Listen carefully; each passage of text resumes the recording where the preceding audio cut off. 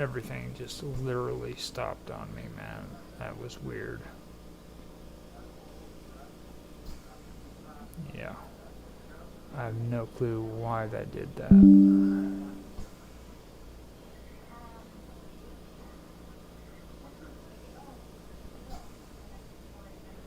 That was very, very strange.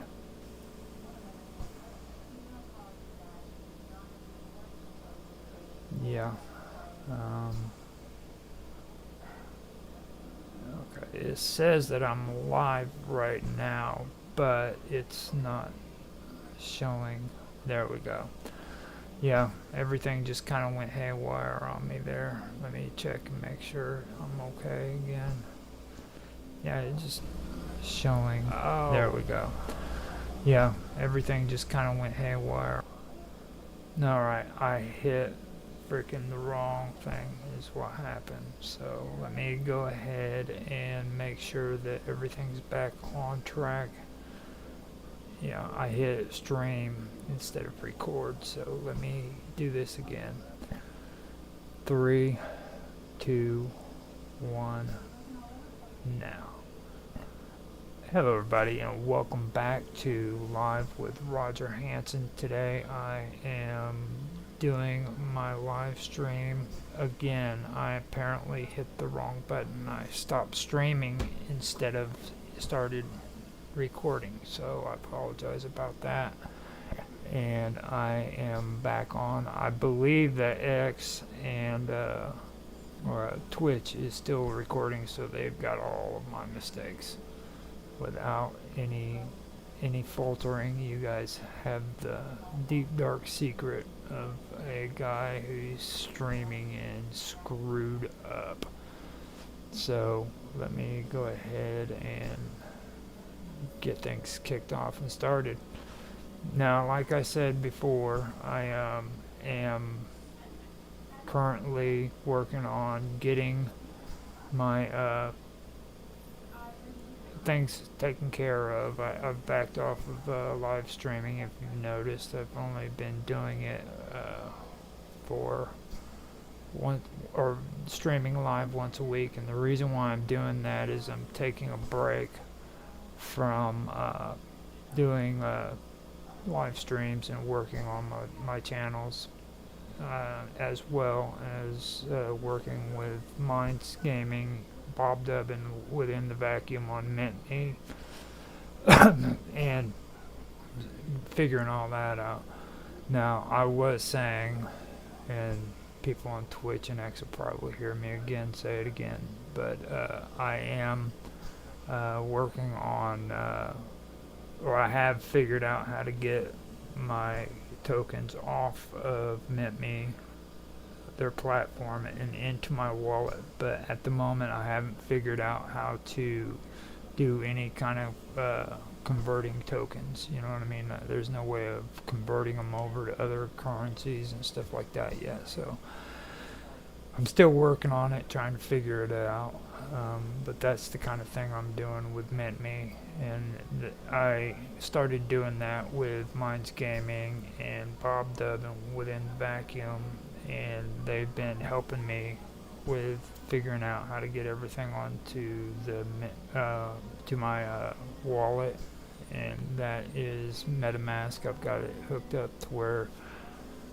the WoW token that I created is able to go onto my MetaMask as well. I can send my Mint Me tokens to MetaMask as well, so that's how I'm doing that. Other than that, I haven't been trying it with Uniswap or anything of that nature. Now, with MetaMask as well, a good thing to point out is, or not MetaMask, but Mint Me, Bob Dub has been working with Minds Gaming to where he is able to, or where they were able to set up tutorials so that if anybody wants to transfer their tokens off of the platform onto their MetaMask wallet, they can do it. If you can't, or if you go on my channel that I have called Wonderful World of Weirdness, in the community section, I've been posting links to their videos that they've been doing about it. It's tutorials that'll guide you through it. Now you can find Bob Dub on X for Bob Dub on Minds, or you can find her on Minds.com. You can also find her on YouTube. She has her own channel there as well. She's got one on Rumble, and you can find her there. But the best way to find her is on YouTube under Bob Dub. Now you can also get in touch with Minds Gaming directly too if you want to. He's on Minds.com. He goes. He's got Minds Underground, and he also has the Imaginarium, something Imaginarium. They've always got these weird names. Everybody on Minds does. I'm pulling it up right now. Infinite Imaginarium. That's what it's called. You can find him there on Minds Chat. So that's a good way of getting in touch with him and trying to get things sorted out.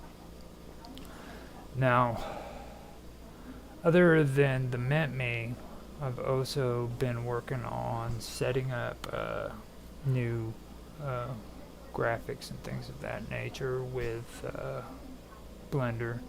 Been going through doing some animations. I finally was able to do the marble floor that I wanted to do for Bob Dub. She's got a glitch account, and she's trying to make a VR kind of room with a marble floor, and all of her NFTs is what she's wanting to create of her portraits and stuff. So she's got that going on. I've been I did the marble floors. I'm also trying to help with setting up Dude Where's My Wallet's lounge, as well as their house or apartment. So those are two things that are in process, and I've been doing the coding for that, which I'm not really happy about talking about code, but I've been doing a little bit more coding, getting into frickin' Blender, doing some Blender there. I've also done like that emblem that's right there in the middle of the screen. That's something I've done. As a matter of fact, all of that is something that I've done. So I've done that with Blender, making my own animations and stuff. Well, I finally got into it, set up some new introductions, intros and outros and background videos, played around with some audio visualization so that when I do my streams you can see my voice with waveform, and I've got that in process now. I've gone through and I started working on old channels that I had on YouTube that I'm getting back into shape, putting content on it. One is one that I stopped using a long time ago, but I figured I would give it a go. I come up with a different concept for it. It's called Earth.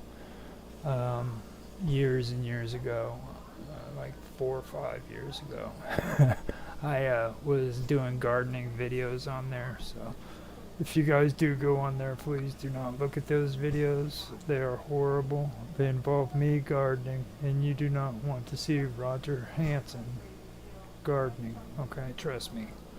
So that's what I'm doing there. Now with this one, I am coming at it from, well, see, what it was is I have another channel called The Praetorian, where at first it was supposed to be about politics, and eventually a lot of the stuff happened with politics to where I basically got disgusted by it and didn't want anything to do with it.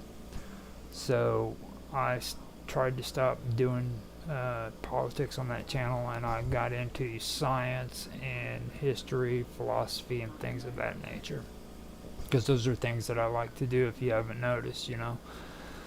So I kept on trying to do that for a few years, and here in the last year, I got back into talking about political history and politics and things of that nature with Mark Edworthy, and that ended up having me come across this stuff where I decided I'm going to open up Earth, and instead of putting the ancient history and the science stuff on the Praetorian, I'm going to put it on Earth. So I'm going to have my gardening videos with ancient history and science, as well as another series that I'm putting out that has to do with some of the stuff me and Bob Dub covered on my channel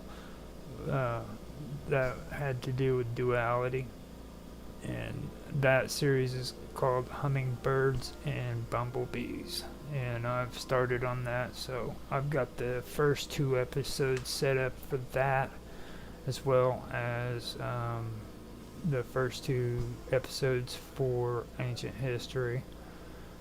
Besides doing Earth, I'm also starting up my storyteller channel again, which I was doing last year, and this is going to be short stories. I'm also going to go over a writer who has written a book. I'm going to do a narration of his book. It's John G. from Minds.com, and he ended up putting out a cool book that he allowed me to do a narration on, and that book is called The Wall House Curse, I believe is the name of it.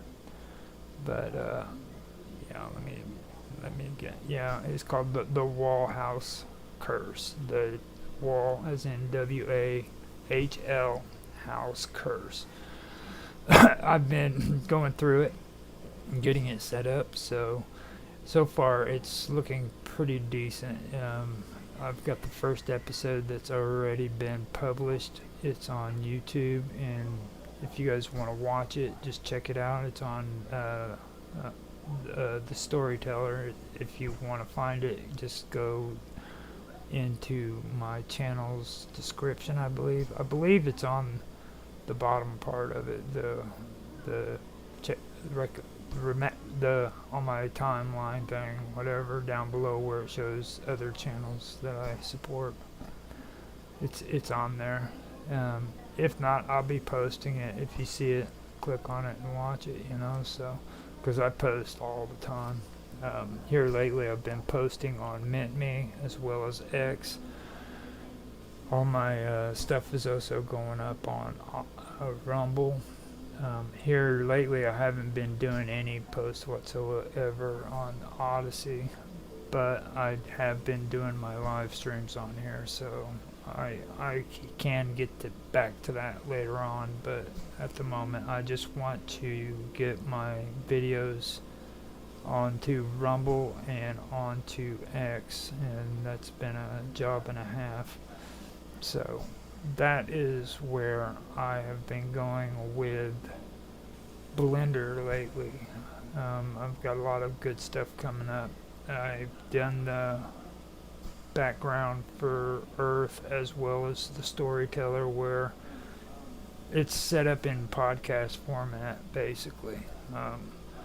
Some of it has slideshows, some of it has animations, but it also has the waveform to where when the stories, or when somebody's talking, you'll see the waveform for their voice as it appears.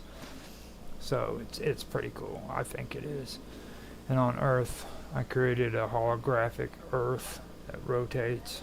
Now on that one I did it to where the Earth doesn't just rotate in a circular motion, because the Earth doesn't really rotate like that, you know what I mean? So I put an actual rotation on it to where you'll see it rotating. I thought that was pretty cool too, so that's what I've been doing. Now also, I went through and I did some stuff um, with PermaWeb, and I also had an episode where I was showing off my chat. Now I've put a hold on the chat because I'm having issues now being um, able to use the apps that are involved with it with Element.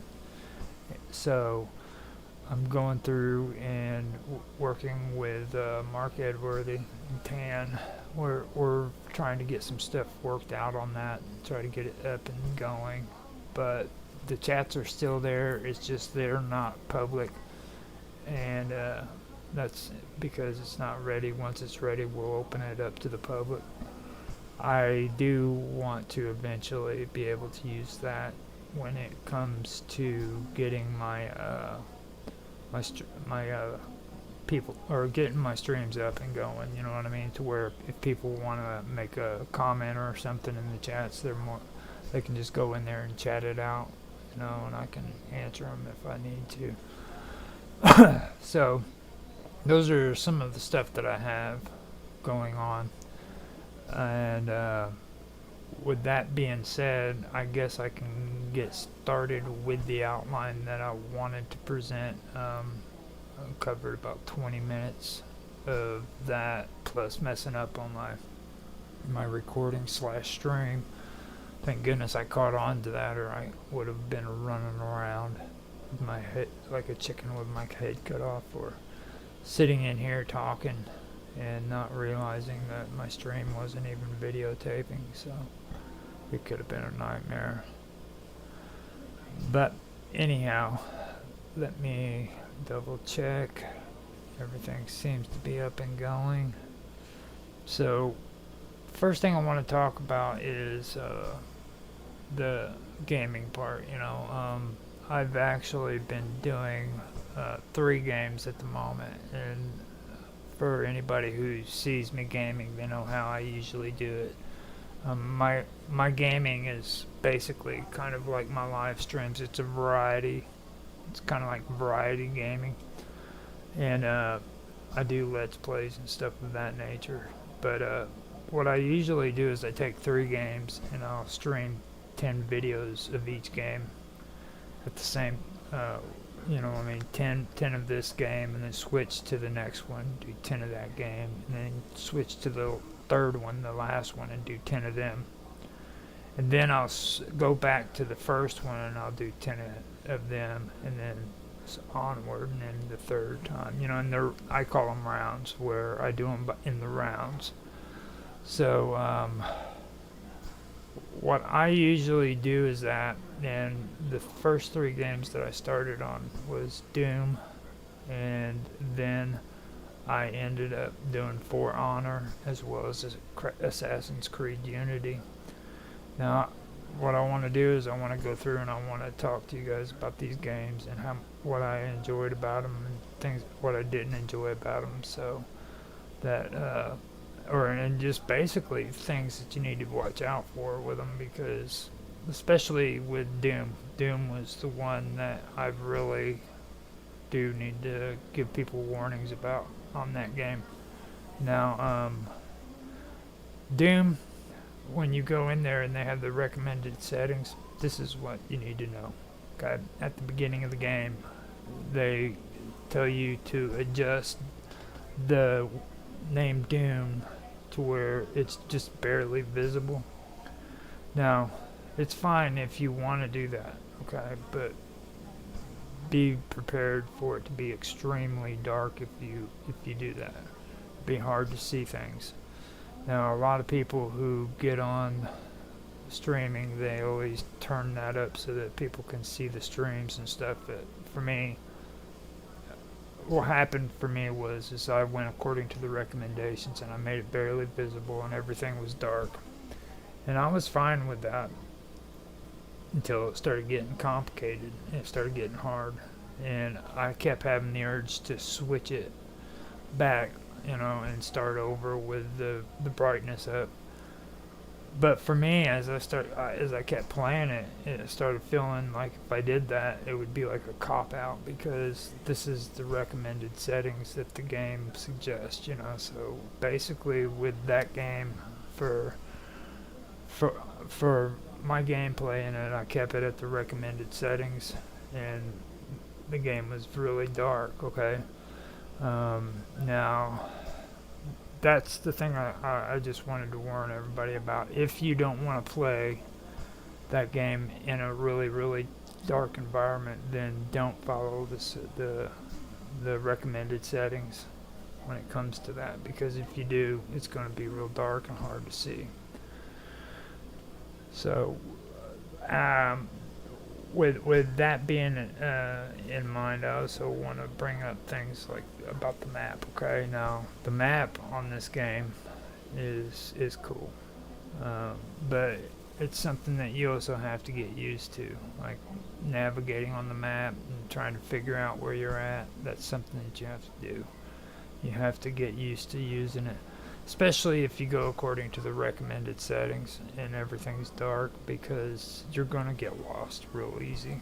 And there's things that you're going to have to be able to do, like go through corridors that are real low and things of that nature.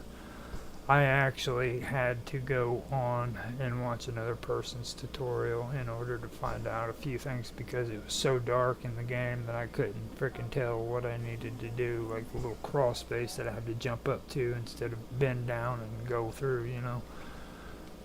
I didn't know where that was, so I did it twice, and, you know, I'm okay with it.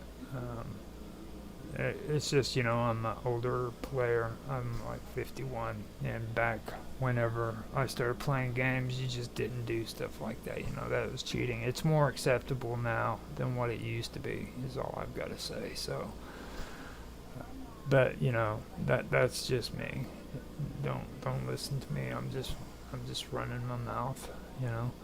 But anyhow, um, the the map is pretty cool though. It's real. I was really impressed with this game, because I remember the original game, and this game made me made me feel really good, because not too many of the older games that I've played have, the newer games that they've remade for them haven't really stood up compared to the older ones, you know what I'm saying? But this one did. It made me feel real good about it. Now, with the game being so dark when I was playing it, I do have to say that the foundry became a bit confusing. Um, but the darkness, like I said, had a lot to do with that. I ended up getting lost, not being able to figure out what I needed to do, and that was because of that little crawl space I was telling you about. I had to jump up into this crawl space that was up high in the air, and I didn't even know it was there. I couldn't see it because it was too dark. And I had a lot of issues with that when I was going through and playing the game, because it was really, really dark and it was hard to see things. I even had a few comments about it, but I explained it to them, you know, look, it's the recommended settings. This is what the game suggested I set it at, and that's why it ended up happening, you know. So besides that, they also, you know, mentioned it in the comments about the whole darkness thing, and how was I able to actually fight and stuff. And it's a completely different experience than what I've seen other people play, with it being lit up, you know, because you see your enemies when the room's all lit up. You don't have to worry about it. But like when it's dark, they're creeping around you and it's hard to see them, so you have to literally find out where they're at and kill them, and can't sit still, you know what I mean? So you do have to fight them and figure out where they're at and make sure that you're in a safe spot to where you don't get attacked from behind and things of that nature. I thought that was interesting there, and I guess with it lit up, it would take away that aspect, you know. So in that point of view, I can see why it would be better to have it dark instead of lit up, because then you're taking away from the game if it's lit up and you can see where all the enemies are. So now, another thing I do want to say that I was really impressed with, and I love this, this game had an effective punch. Now, with punching and using like pistols and stuff like that, in most games, pistols aren't worth shit. There's very few games that I've played where pistols are actually worth having. Now, I'll say it on here, their little ray gun, that was completely worthless. The gun that you got when you first started, it's just a piece of crap, not worth using. But the punch, the actual walking up and punching demons, was very effective. I found that more useful in the game than I did any of the weapons. Okay, it's very effective, very useful, and it was refreshing for me to actually play a game where the punch was more important than actually using an automatic weapon. You know what I mean? So that was pretty cool. You know, I like games where they let you use like a smaller weapon and it's really, really good. So that's one thing that I do want to mention. Now, the ammunition on this game is very, very limited too. Like, you're not going to always have the amount of ammunition that you need, so that's where the punching would be really important. Figure out how to do the punching and get it down pat, because you're going to run out of ammunition. You'll get ammunition. It's everywhere, you know what I mean? And besides that, but when you, I noticed too, like whenever you shoot an enemy, the stuff that drops out of them isn't as abundant as if you go up and you knock them out with your fist. When you knock them out of your fist, health and everything comes falling out of their body, and it goes into you and it heals you and stuff of that nature. So when I was able to punch, that would happen and I would get healed. So while I'm getting ambushed and hit by all these other aliens, I'm getting health put back into me at the same time, which was very helpful. But just be aware, ammunition is very limited. So what I ended up doing is I ended up being more dependent on my punches and less dependent on using my weapons. Now, as time went by, I learned to use them in combination and be a little bit more conservative when it comes to shooting my guns. I thought that was pretty good how that worked out. Now, the chainsaw on there is cool as hell, but I'll tell you right now, one thing, it's very important for some of the people that you fight in this game. So don't just go around sawing people up. You know what I mean? Pick your fights when it comes to using that chainsaw, because there's stronger enemies that you're going to have to kill, and then that chainsaw is going to be perfect for just slashing into them and cutting them in half. Just right down the middle. Saw them right down the middle and laugh about it. You know, it's you just do that, and you just take care of that, and everything will be perfectly fine. So the thing I had to learn was to hold off on that chainsaw until you had to work with or you came across these enemies and used it on them, because chainsaws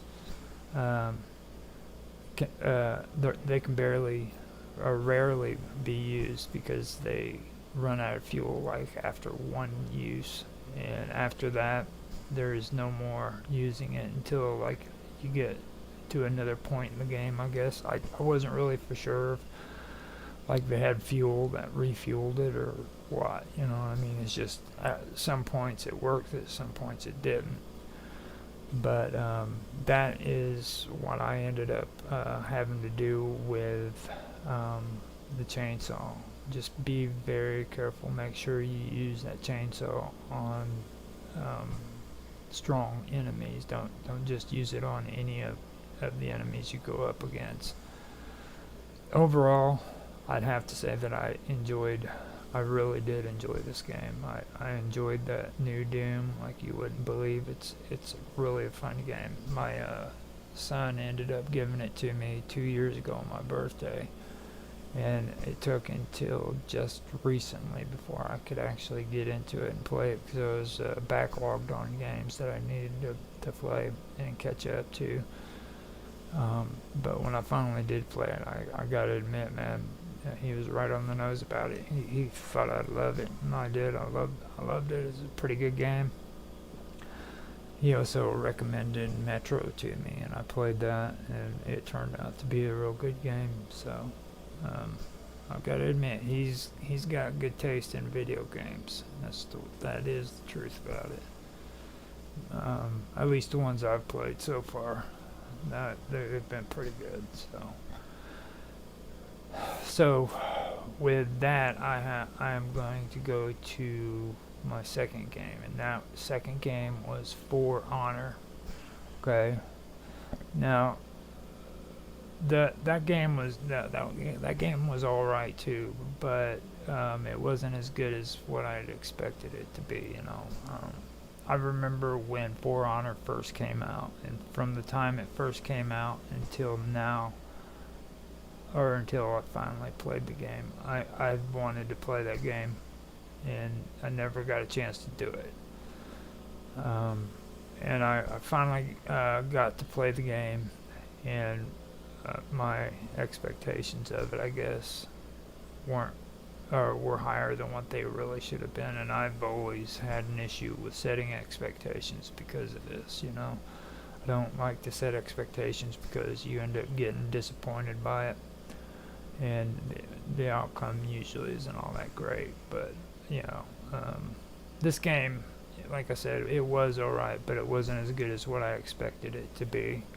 The storyline to me seemed like it was too short.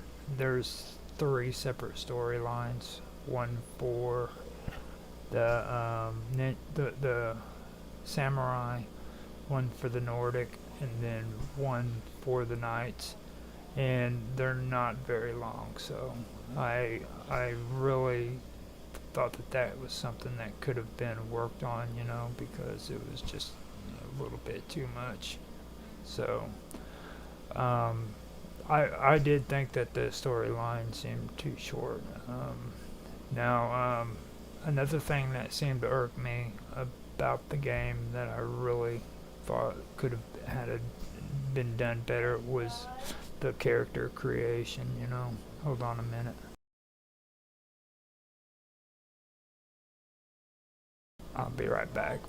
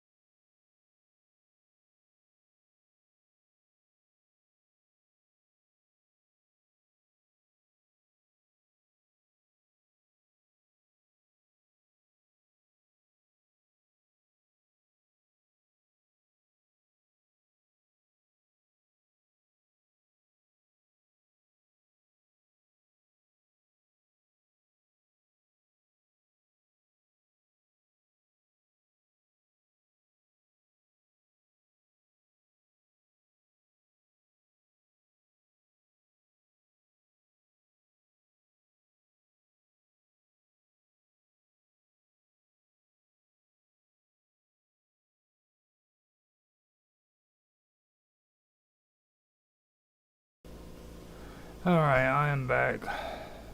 So, I ended up getting, having an issue that took place, and I ended up, uh, having to take care of it real quick. But, like I said, the game was alright, but it wasn't what I expected. The, storyline seemed, too short for For Honor. They could have put more into it than what they did, is what I believe. Um, Also, the game didn't have a character creation option either. You would think for a fighting game where it's multiple people fighting against one another, they would have the option to where you could create your own character. But that wasn't a part of it. It was bad enough that my controller ended up screwing up, and I had to learn how to do all of the combinations and fighting and everything with a keyboard and a mouse, but um, they didn't give you the option to even create your own characters and everything. They were all built in characters that you had to select from, which was, I've had to put up with that before, but at least there was a lot of varieties of characters that you could use, and I didn't find that with this game very much. So that was something that I did have an issue with. I think they could have done a lot better when it came to that, to be honest. But like I said, it wasn't a bad game. It really wasn't. It was an alright game. It's just not what I expected it to be. I expected it to be a lot better. I expected to go into like this multiplayer game where freaking people are on a battlefield and fighting with swords and stuff, because they're fighting.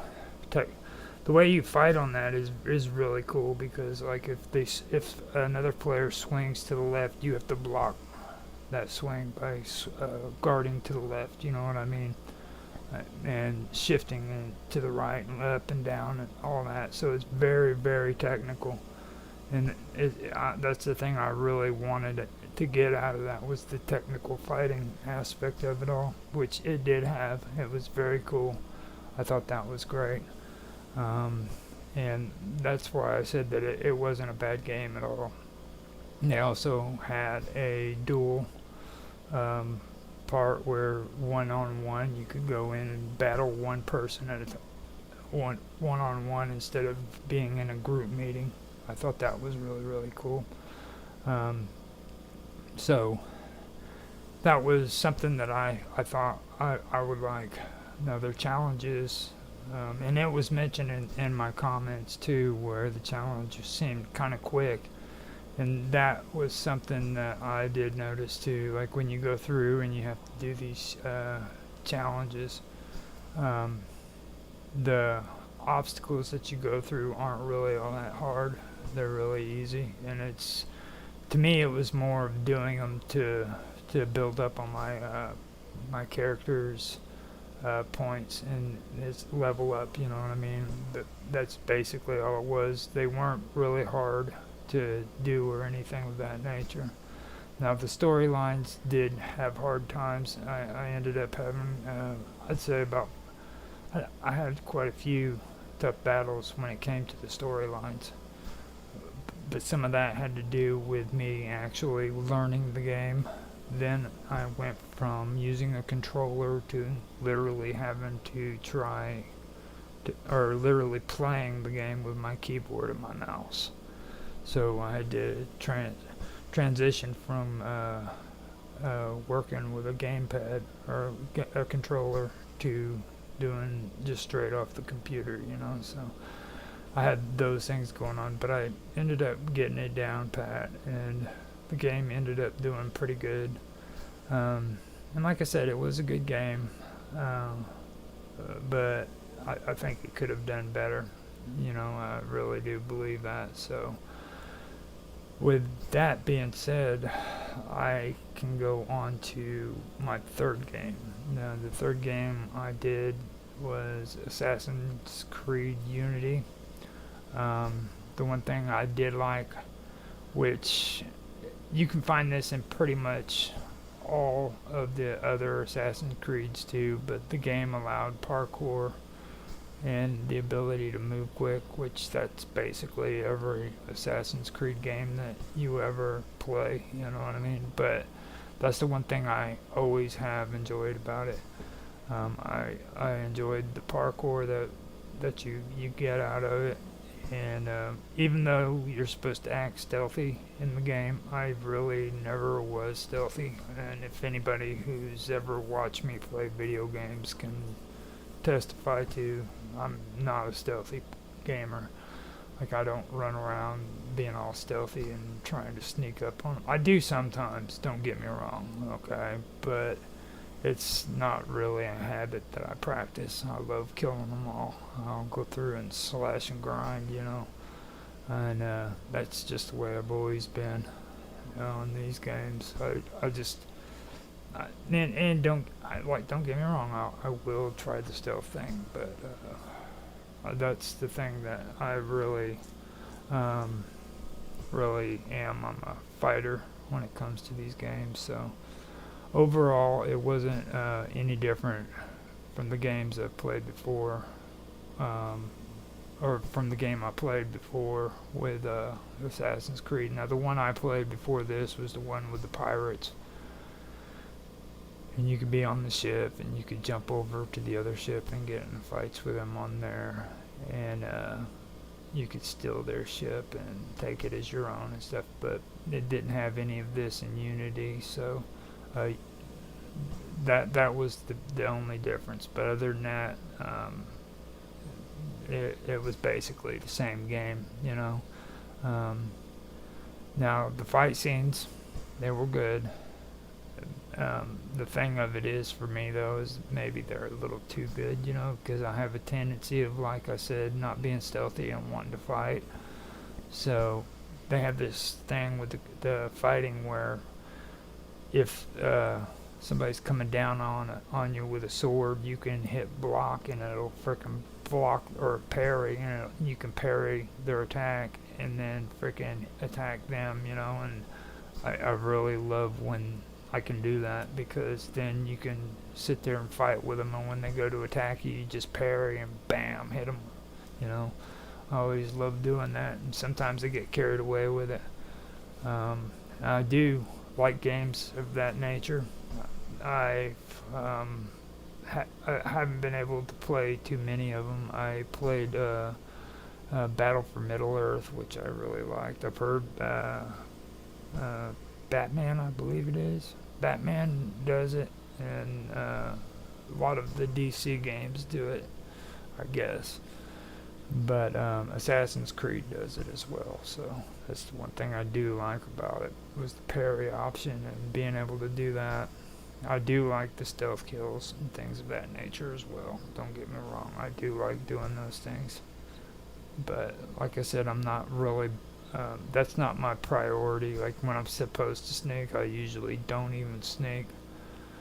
But yeah, out of all of it, I would have to say yes, I really did enjoy this game too. Now, as much as I like Doom, no, I didn't.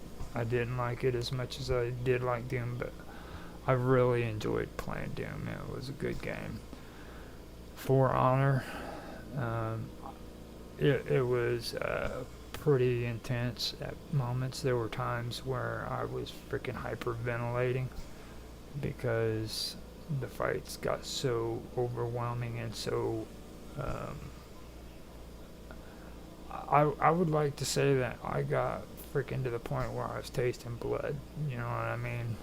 There were fights that were impossibly hard, and I don't know how I got through them, but I ended up doing it. So that one is a little bit tricky, but like I said, it wasn't what I had set my expectations for it to be, you know what I mean? So that could have been the expectation of playing the game compared to what the game ended up being, you know. So it's tough on that one. Maybe if I didn't set my standards high on that one, it would have turned out better, you know. So yeah, with that, those were the 3 games that I'd played. Now I've got to come up with 3 more games that I want to play. And at the moment, earlier I was going to pull up my Steam and look at all the games that I had available and decide on the stream what it was that I was going to do. But I just didn't do it. So now I'm sitting here and I'm telling you that I have to come up with 3 more games, and I've got to do that. And I will have it. I don't have to play these games for, I'd say, about another, I'd say, maybe 3.5 weeks. So within 3.5 weeks, I need to have these games picked and at least started. So I'm ahead of schedule when it comes to my video games. I've got everything scheduled out on YouTube and ready to go. My live streams are going according to schedule as well, but because I've got other projects that I'm working on as well besides my video games, and I try to set everything up to a schedule like I'd mentioned before in one of my previous episodes. You know, everything's about scheduling and time management for me. So with that, the next thing I can bring up is I can do a little bit of a information thing for everybody.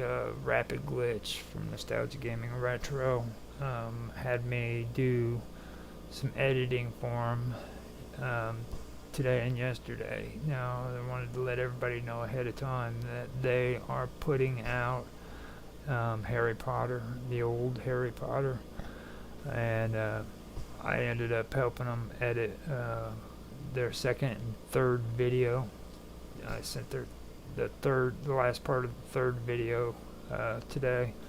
So if anybody is into retro gaming, check out Nostalgia Gaming Retro on YouTube, and you can check out his cool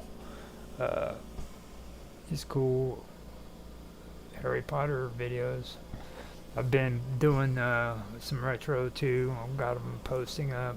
I've been doing really good with the Pokemon Gen 1 videos that I've been coming out with. A lot of people seem to like those. I ended up doing it differently than what I've seen most people do it. Most of them do the whole template with, you know, them playing Pokemon and stuff of that nature.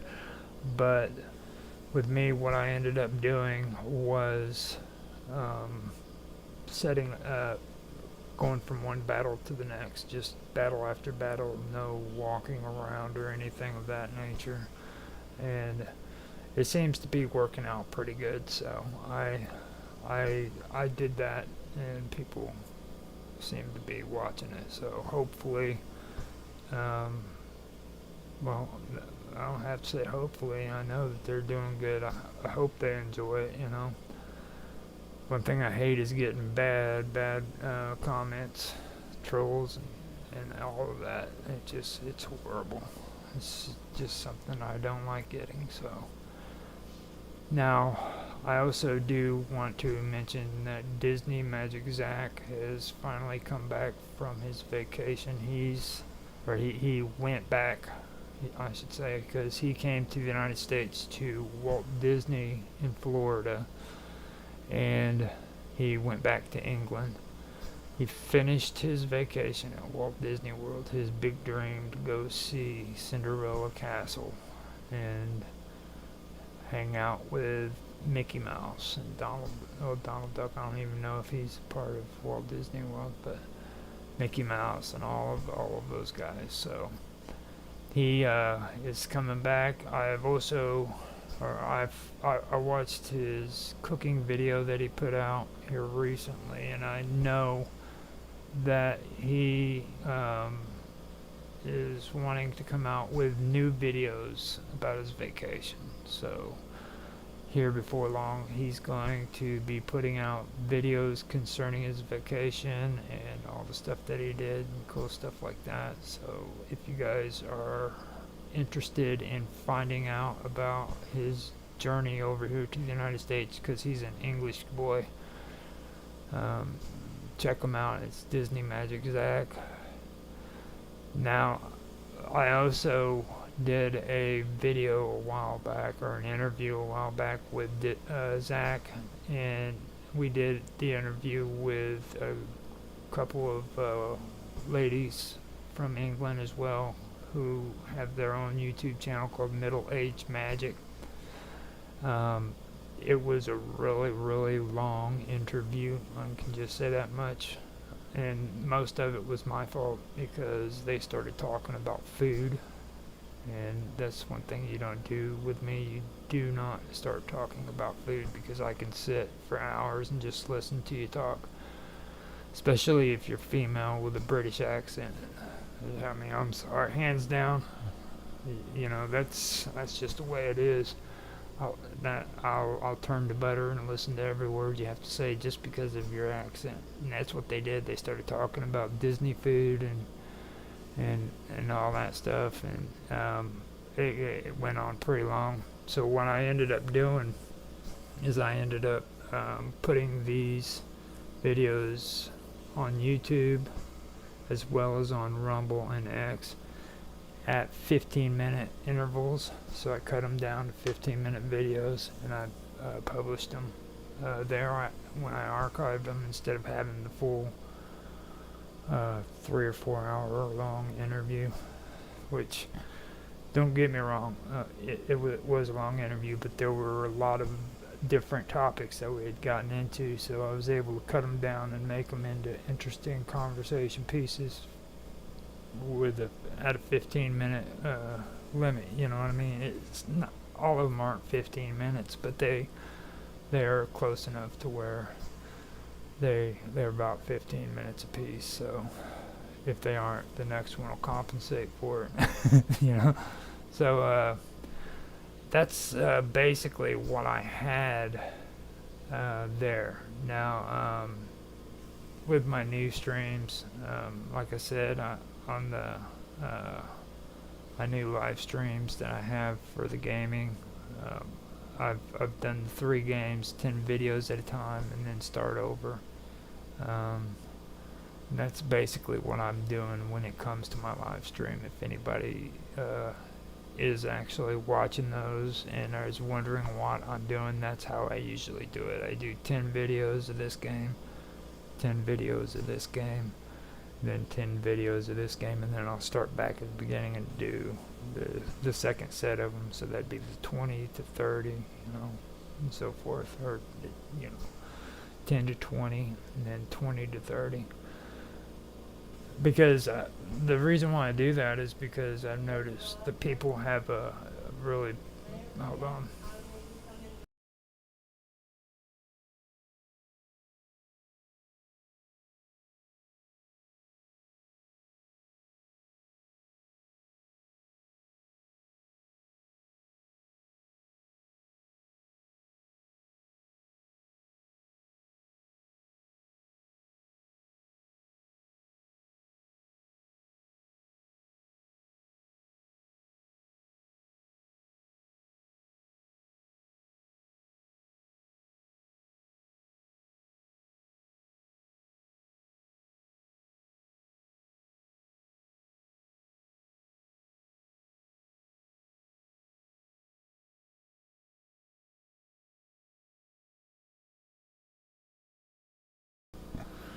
But yeah,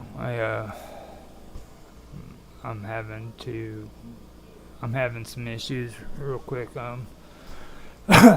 No, that I just wanted to explain that so that you guys understood what was going on. And now the another thing that I did want to bring up too was the fact that I mentioned Xbox 360, and I've been mentioning it for a while now, and I've been noticing that nobody has even mentioned hide or hair of it. That's one thing that really kind of interested me. I didn't understand that, so it just it seems odd to me that they closed down Xbox 360 and nobody has even brought it up. Like it's not even mentioned. I think that's kind of strange, Um, for me, Xbox 360 was a game console that I know a lot of people actually played. The older group for this new generation, especially, they played a lot of Xbox 360s, and nobody has even mentioned it. And I find that really, really odd that nobody's brought it up. I think that's kind of disturbing too. You know what I mean? Because you would think that would be something in the gaming community that a lot of people would be discussing, but it's not even being mentioned. I mean, I brought it up because I thought it was important, but apparently people are getting sick of Xbox 360. So I am basically going to stop talking about it no more. I guess it wasn't that big of a deal, not to anybody else but me. But I did want to mention that I found it pretty odd that people just pretty much disregarded it like it wasn't even important. So I don't know. If you guys have any thoughts on that, kind of mention it, bring it up in the comment section, because I do find that really, really strange that nobody even mentioned the fact that Xbox 360 got shut down like it did. The fact that they were shutting it down, I could understand. If they weren't making money or anything of that nature, then yeah, that makes sense. But the fact that it got shut down and nobody even brought it up as a conversation piece, that is pretty strange. So that is the end of my gaming part. So what I'm gonna have to do, I'm having issues. I take care of my mom, and she's senile as hell, and she keeps coming in here trying to bug me while I'm in the middle of streaming. So what I'm going to do is I'm going to go ahead and put some music on here so I can get this straightened out on what's actually happening, and I will be back here in a little bit so that you guys, so that I can get this stuff straightened out. So let me go ahead and switch this all over real quick, and we can put some music on for you guys, and I can be back here in a little bit so that you guys, or so that I can finish this show and get things going. But first I'm gonna have to find some music, and we will be back here in a minute.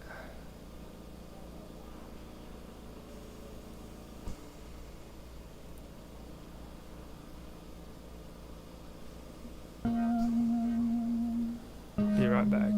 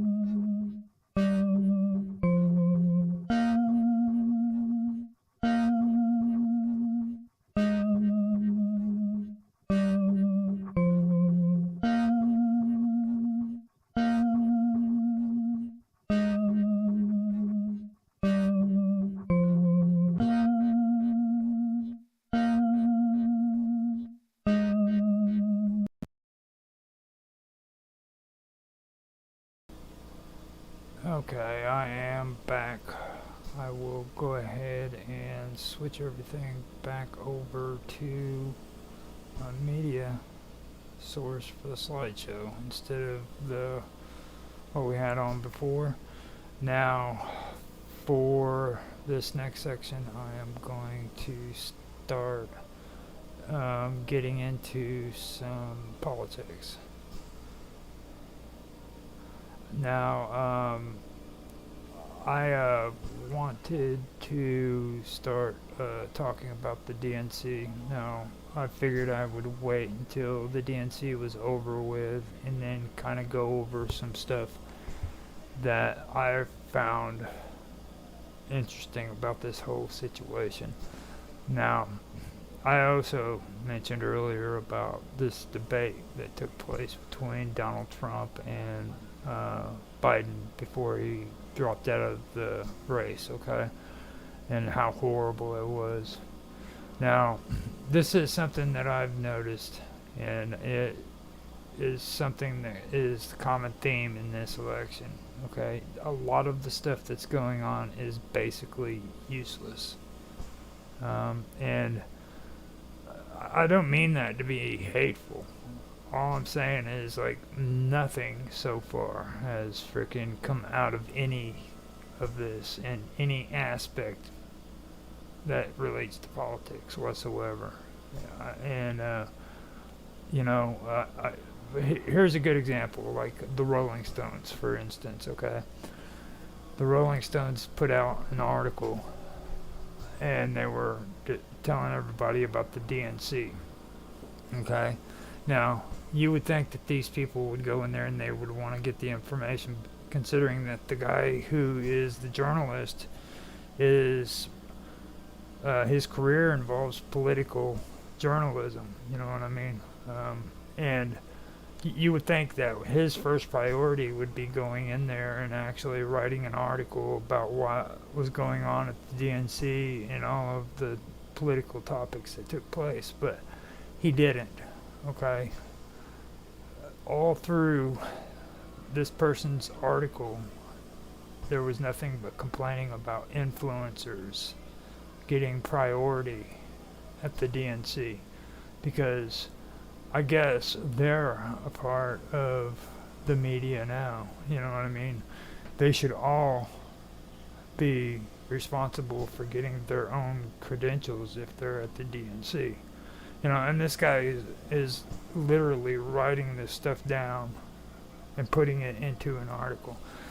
After complaining about influencers being allowed into the DNC and put up in, their little high places wherever they were, the complaining continues, talking about long lines on day one of the DNC's. I guess it was 3 days, or how I believe it was. I'm not sure, but on the first day, just complaining about long lines. And then after the long lines, going on about this long lines this and long lines that, he continues to complain about the lack of access to media seats.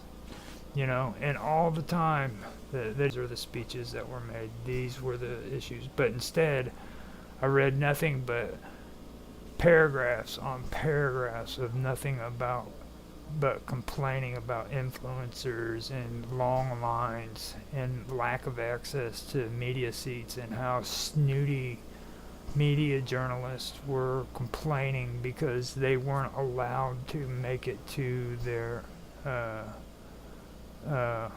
or they didn't have access to their privileged media seats, and I'm thinking to myself, I'm like, okay, so what took place at the DNC? Not one time in that entire article did I ever hear anything concerning, the DNC and what was actually being discussed. And this goes back to what I was talking about with that debate, okay? Now, it just seems to me that all of these issues that everybody's trying to say is so important rotates around transgender bathrooms and teaching sex education to a 6-year-old. You know, which that is pretty serious, but to me, none of this should be in politics. It shouldn't be. It shouldn't have ever been introduced into any kind of law whatsoever. These aren't issues that the government should be regulating and taking care of. Okay, and I find it pretty bad that we have a government that's more worried about the social media and influencers and transgender bathrooms and all of this crazy shit, and they're not worried about the more important things, you know, like freaking the economy, you know, building infrastructure, things of that nature. Instead, they're worried about all these social issues that really shouldn't even be a part of the conversation, to be honest with you. And they always talk about that, you know, I want to be a part of the conversation. I want to be a part of the conversation. Well, there's things that really shouldn't be in any conversation when it comes to politics, and these are some of the things that shouldn't be mentioned because, first of all, it's not the government's place to regulate this stuff. There shouldn't be laws like that put into place. You see what I mean? And that's the thing. That's the common theme that keeps going on. You know, and it just keeps repeating itself. Which brings me to AP. Now I went to check out some of the stuff on AP concerning the protesters that was outside of the DNC, and the things that I learned there when it comes to all that was pretty interesting, because this kind of goes along with some of the stuff I've been talking about socialism, and it's also got something to do with something I've always been meaning to talk about, but for some reason I forget to mention it, or I forget to bring it up, you know. And the one thing that really gets to me is this thing about lobbyists and special interest groups and the socialist movements that are going on, you know. Now, I have issues with a lot of this stuff because freaking I believe in the rights of the individual. That's the one thing that the United States has that pretty much all of these other countries don't have. In a lot of their constitutions, it didn't focus on the rights of the individual. It focused on rights, don't get me wrong, but they didn't really think that the individual was very important. And the United States Constitution was founded on that principle, the rights of the individual. And it seems to me that now the rights of the individual is being freaking taken away because of special interest groups and lobbyists and social organizations, you know. And with this protest, okay, getting back to this protest, the thing that I noticed about it, well, first of all, the protesters outside of the DNC, they knocked down barriers, and they ended up freaking being, see, when I first heard about it, I thought that it was protesters that were having issues with a lot of different things, and come to find out it wasn't. These protesters were out there and they were protesting against the occupation of Gaza. And, you know, don't get me wrong, I'm not for Israel, and I'm not for the Palestine or the Hamas or anything like that at all. I think that people over in Gaza and Israel are victims. That not I hate calling people victims, but I believe that they're the ones who are suffering. I don't believe that their governments are. I don't believe that the people who are in charge are. I think it's the actual people. It's just like the people in Ukraine. You know, the Ukrainians, the actual people, are the ones who are suffering from this. The government isn't, and the people who are creating this proxy war aren't suffering from it. It's the actual people, you know. So with that being said, let me continue with what I was saying. You know, this is the DNC. This is supposed to be about the elections. This is about politics here in the United States, and yet these protesters are outside protesting against something that has absolutely nothing to do with our government. It has to do with Gaza and what's going on in another country. You know what I mean? Now, that's something that I find very disturbing, you know. And even taking that into consideration also, you know, I notice a connection between what's taking place there as well as what's going on in countries like England. You know, England now is having like all these riots and stuff taking place over Arab Muslim immigrants killing somebody who or a kid or something like that.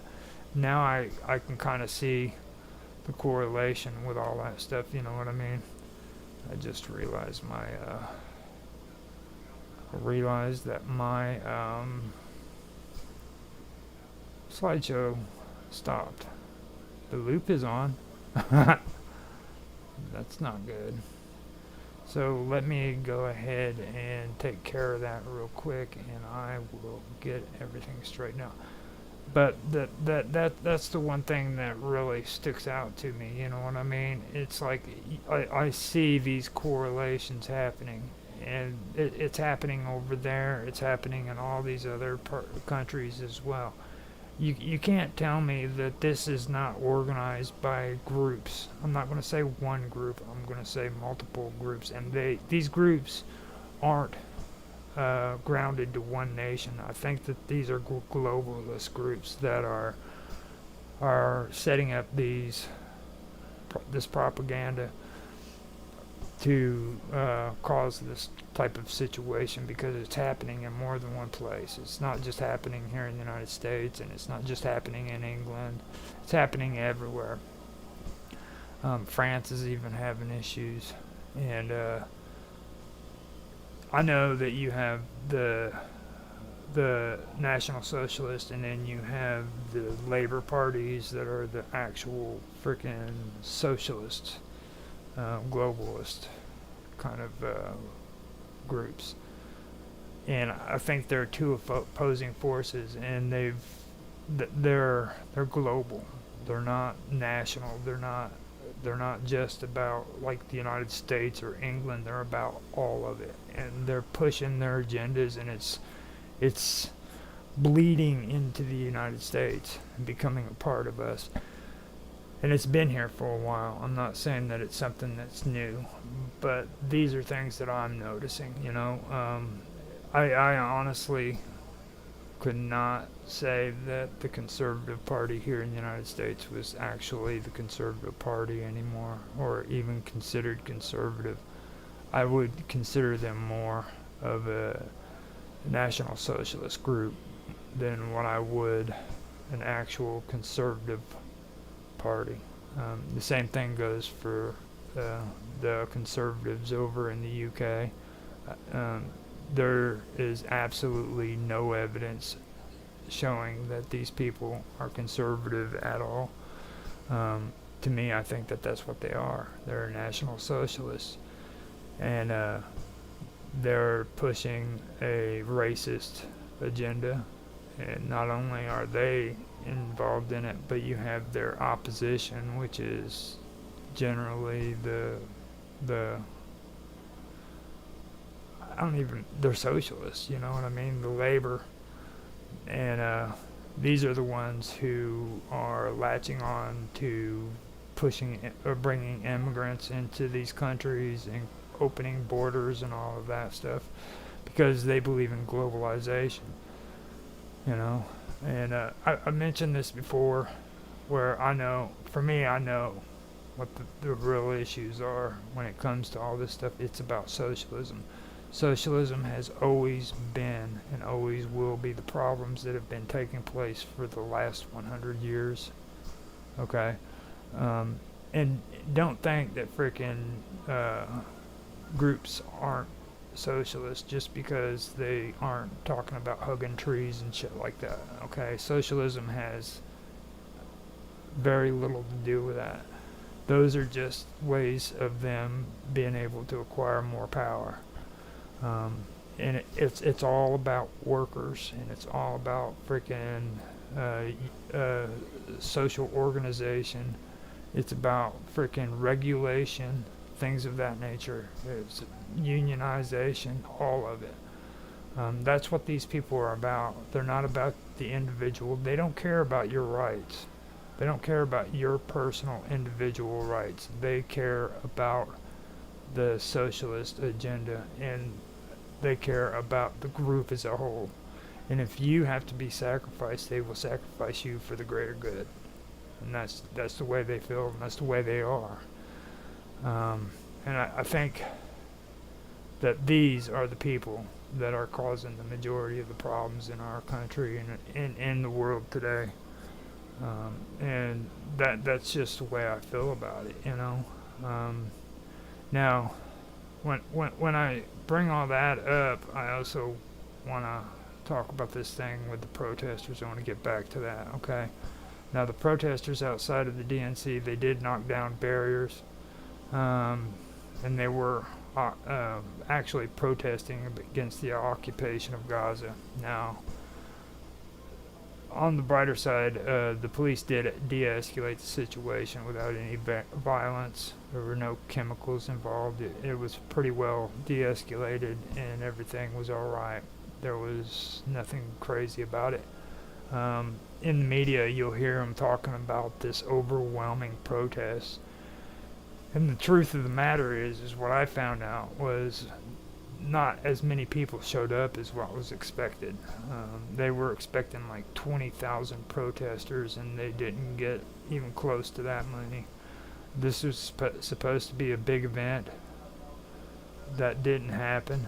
As a matter of fact, I read too that they had 5 people who were scheduled and approved by the city to like give a speech on the podium, and they never even showed up to do the speeches. Not one speaker showed up for the protest to give a speech. So that should give you kind of an idea of what's going on there, you know. And like I said, you know, the media blew it up to where people thought that there was going to be this huge big ordeal that this huge big ordeal did take place, but it wasn't as big as what everybody did the media made it out to be, is what I'm saying, you know. Now, the protesters did have a harsh chants that were aimed towards Biden and Kamala, and that was about it.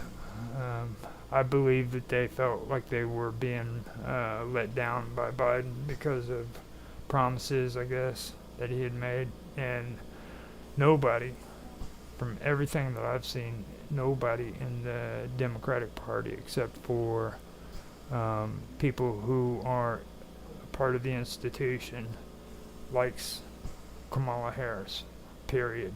You know what I mean? Nobody likes her. And the thing that I noticed when I was reading through this article from AP was the people that were being talked about. You know, social organizations were involved with these protesters. Okay, there was a person that was there by the name of Taylor Cook, and she was pro-Palestinian. Now, she was a organizer with the Freedom Road Socialist Organization. You know, Freedom Road Socialist Organization. Boom, point blank, right there tells you. It's a socialist organization. That's the name of the frickin' organization, the Freedom Road Socialist Organization. And she was there. Now, this is the thing that gets me. She traveled to Chicago, to the Chicago DNC protest, all the way from Atlanta, Georgia. All right. Now, this goes back to a lot of stuff that I was wanting to talk about when it comes to one hand washing the other. I encountered this back whenever I got involved. I was naive and I got involved with an supposed effort to get money out of elections. Okay, which to me, I still believe that would be a good move, is to take PAC money and get it out of freaking elections so that politicians can do their job and not have to, and not get paid PAC money in order to freaking do their jobs. You know what I mean? Now, this woman came with this freaking organization and traveled all the way from Atlanta, Georgia to Chicago to freaking protest at this DNC. Alright, there was another protester named Medea Benjamin, okay, another pro-Palestinian who traveled to Chicago from Washington, D.C. Okay, she was with a woman's group of protesters. Then you had another one in the article that went by Cornel West, another pro-Palestinian, and he was part of the independent presidential. He was, or he is, an independent presidential candidate. So what happened is this guy ends up getting there. You have these people coming from these social organizations, and he addresses the crowd. All right, and he addresses the crowd, and they were giving him cheers and everything like you wouldn't believe. Okay, now, whenever I was doing this thing about trying to get money out of elections, the one thing that really got me was with Lightfoot. She's I believe now she's the freaking mayor of Chicago, but at the time she was involved with this organization, and the group I was with was called the Wolf Pack, and they were involved with the Young Turks. Okay, and yeah, I know I'm not a big fan of the Young Turks. Don't get me wrong about that, but I did want to get involved with it, so I helped out with trying to get people to go and call their congressmen and tell them that they wanted this resolution to pass so that freaking we could get PAC money and stuff like that out of politics here in the state of Illinois. And she said that she would be involved in it and everything, but in order for her to do that, people who were involved with the Wolfpack had to freaking show up for her rallies and cheer her on. Okay, it was one hand washing the other. If you want me to do this, then you're going to have to do that. You know what I mean? She couldn't do it out of the kindness of her own heart because she felt that it was the right thing to do. Instead, she freaking had to negotiate and say, well, okay, if you want me to do this, then you're going to have to do that. And I found that as corrupt as taking the PAC money, you know what I mean? And that's what these people do. With these people that I just mentioned who traveled all the way to Chicago to do this protest. One came from Atlanta, Georgia. One came from Washington, D.C. You know, and of course, a supposed independent presidential candidate shows up to give a speech, and everybody cheers him on. You know.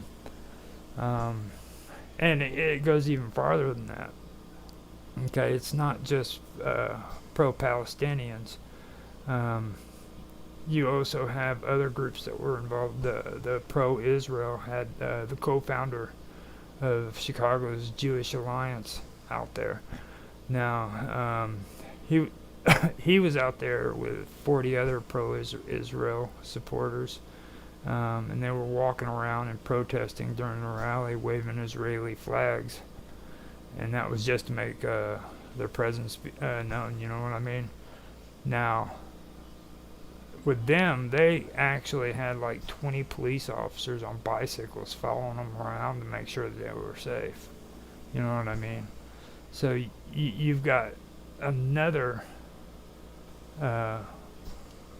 another socialist organization that's there on top of these pro-Palestinian socialist organizations, and they're all sitting there swarming around one another, and they're causing these issues.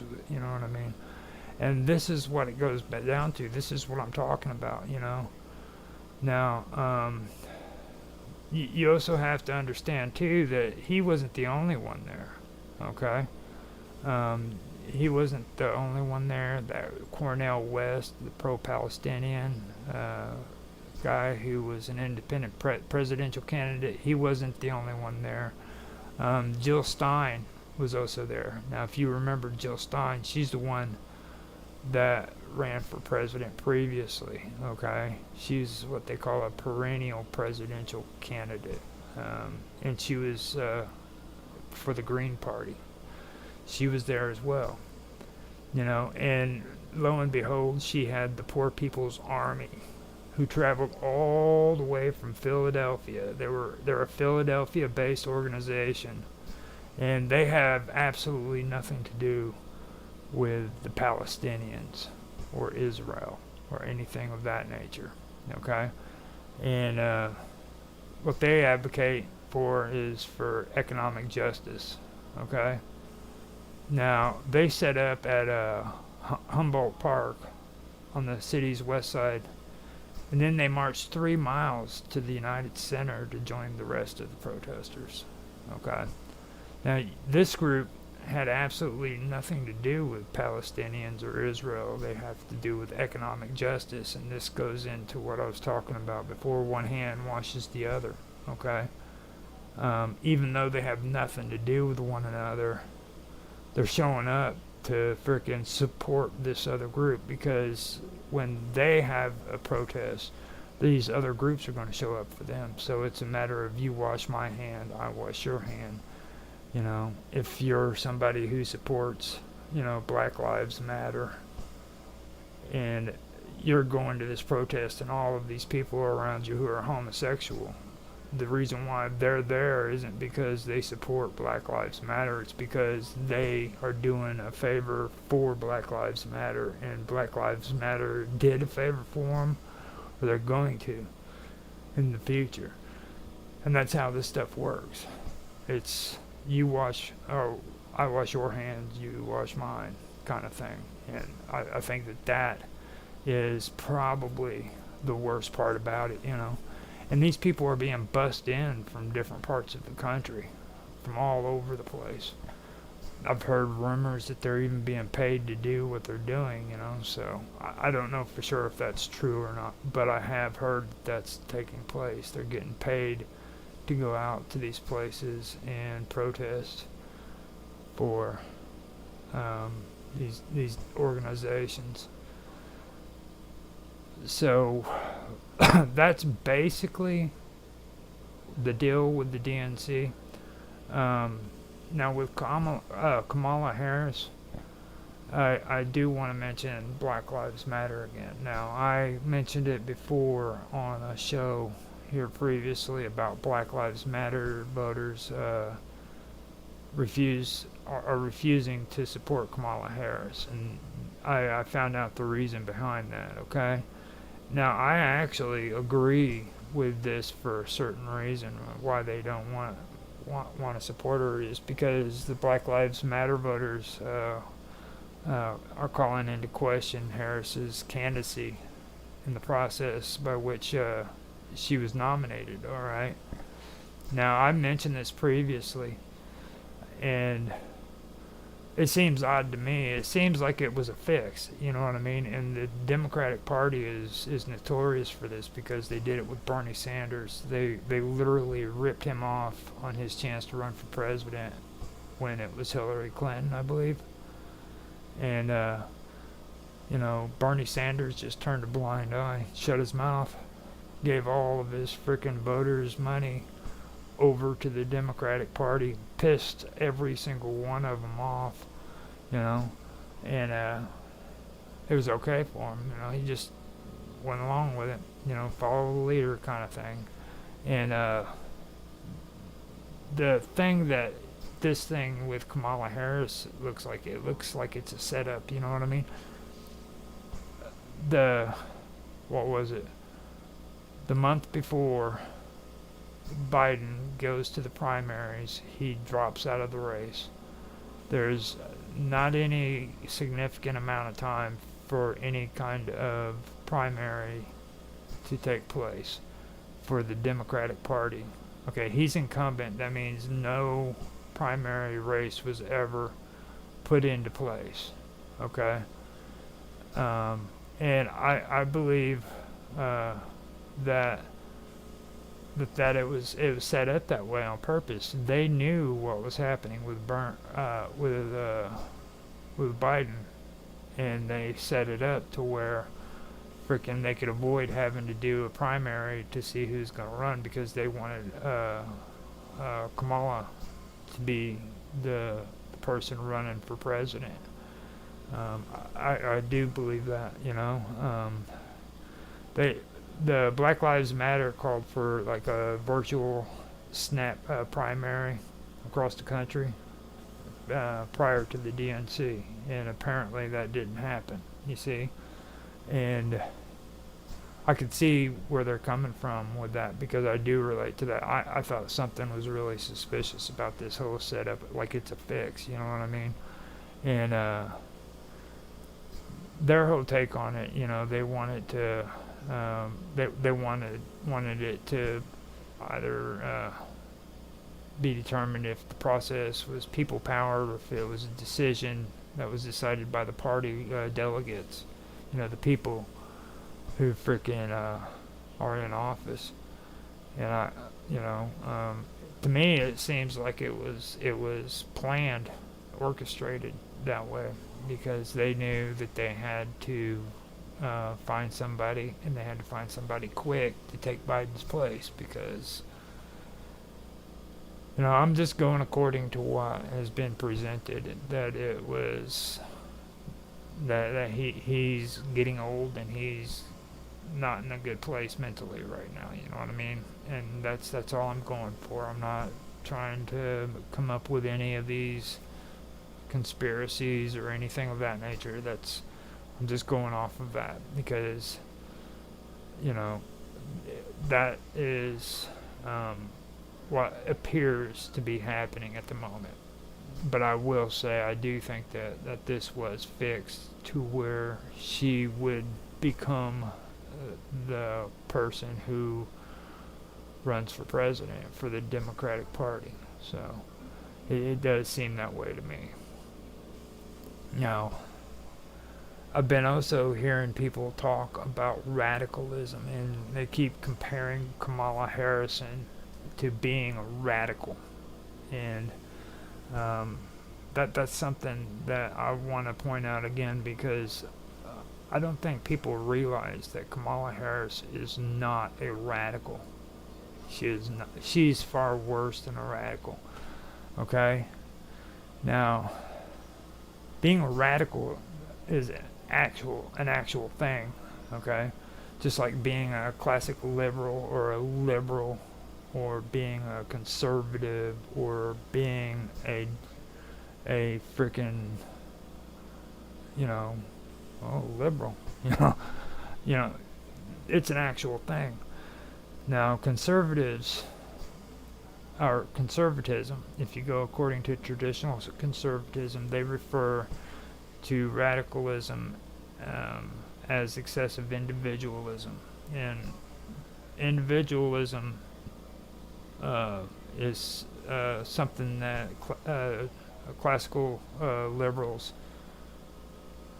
believe in. They believe in the rights of the individual. The United States was founded because of classical liberalism. We believe in in small government, and we also support, uh, small government and the rights of the individual. Okay. Now, conservatism refers to radicals as believing into excessive individualism, where we believe into the rights of the individual.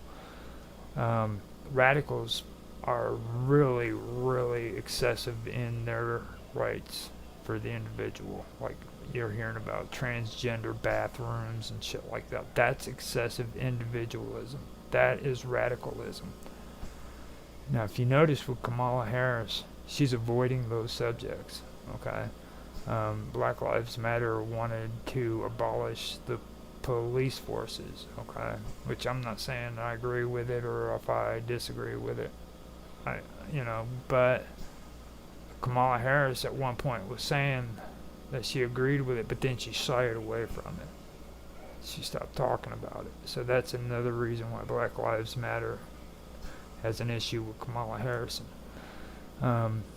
She likes to say things in order to freaking get where she needs to go in life. You know what I mean? But other than that, she has no loyalty to these people whatsoever. All right, and that's kind of dangerous when you think about it. Now, that's a part of radicalism, excessive individualism, which she doesn't actually portray. All right. Now, radicals support excessive individualism, but they also support. Now, see, with classical liberalism, they support small government, like I said. All right, and they also support the rights of the individual, which radicalism, they support the rights of the individual too, but they don't believe in small government.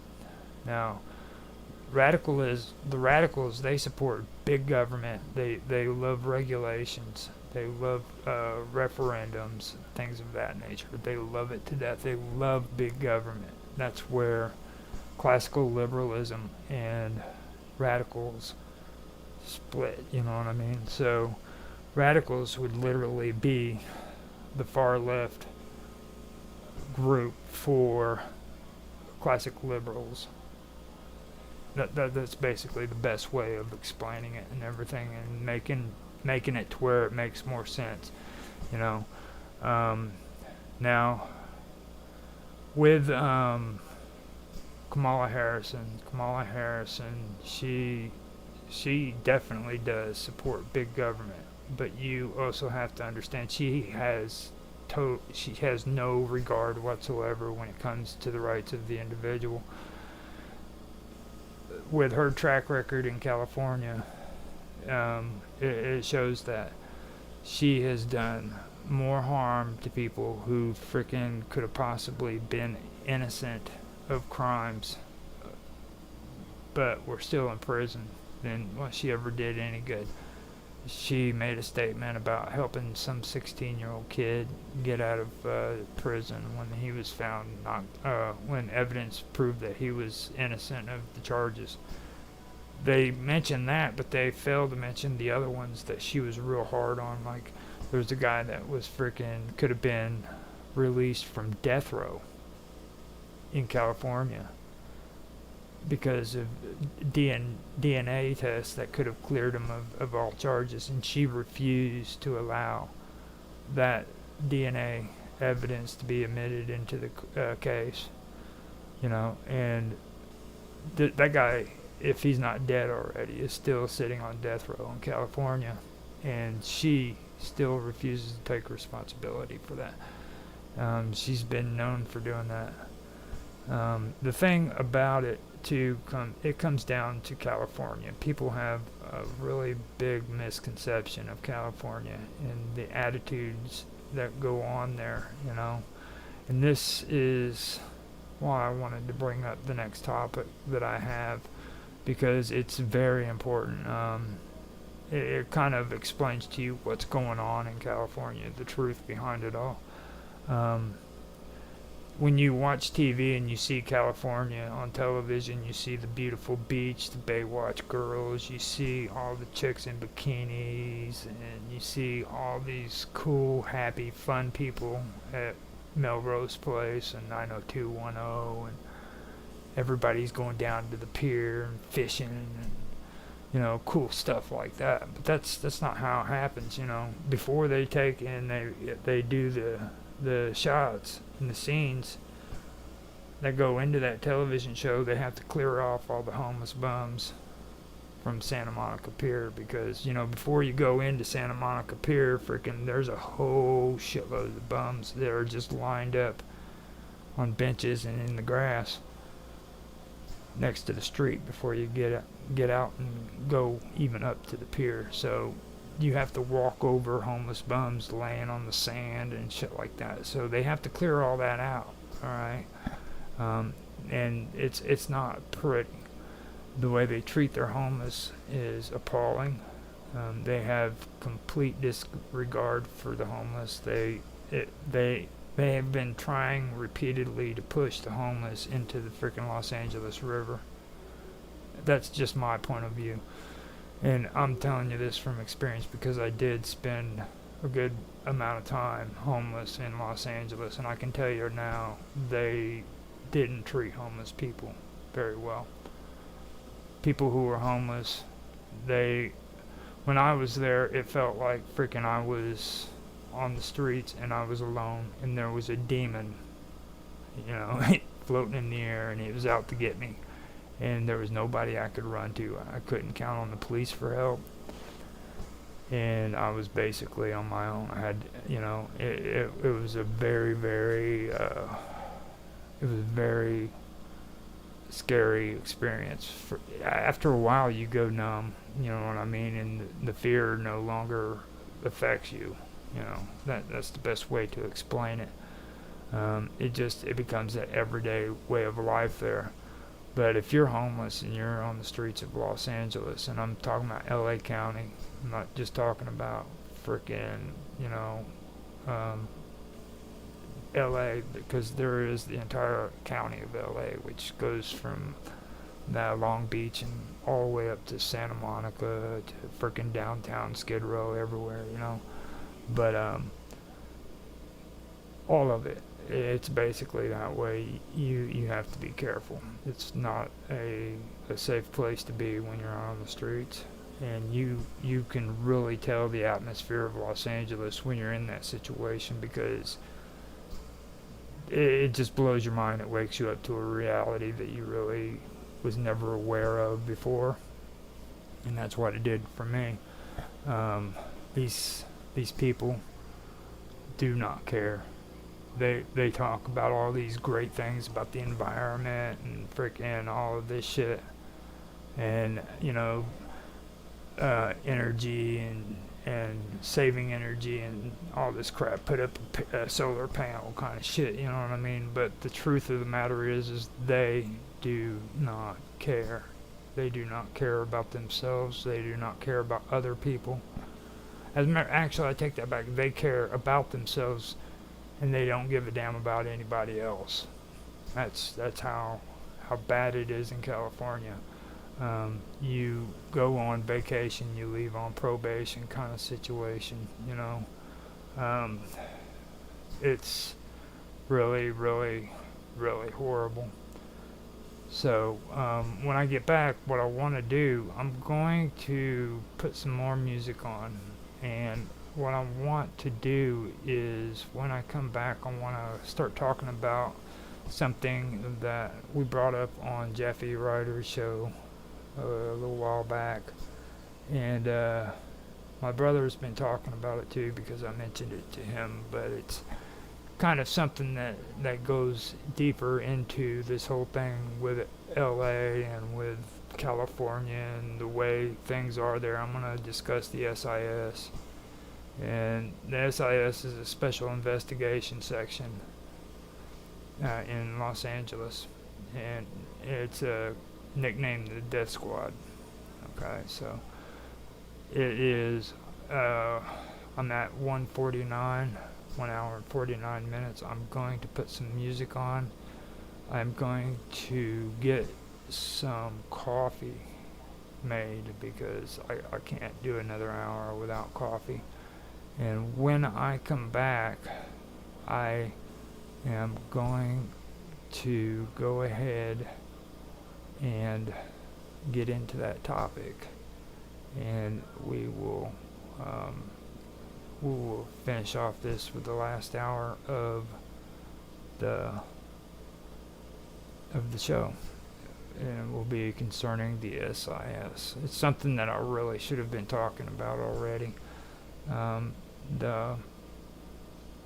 think the topic was mentioned like about 3 weeks ago. So I mean, and it's something that I really did want to get into, but I just didn't do it, and I really should have. So I apologize about that, and I'm going to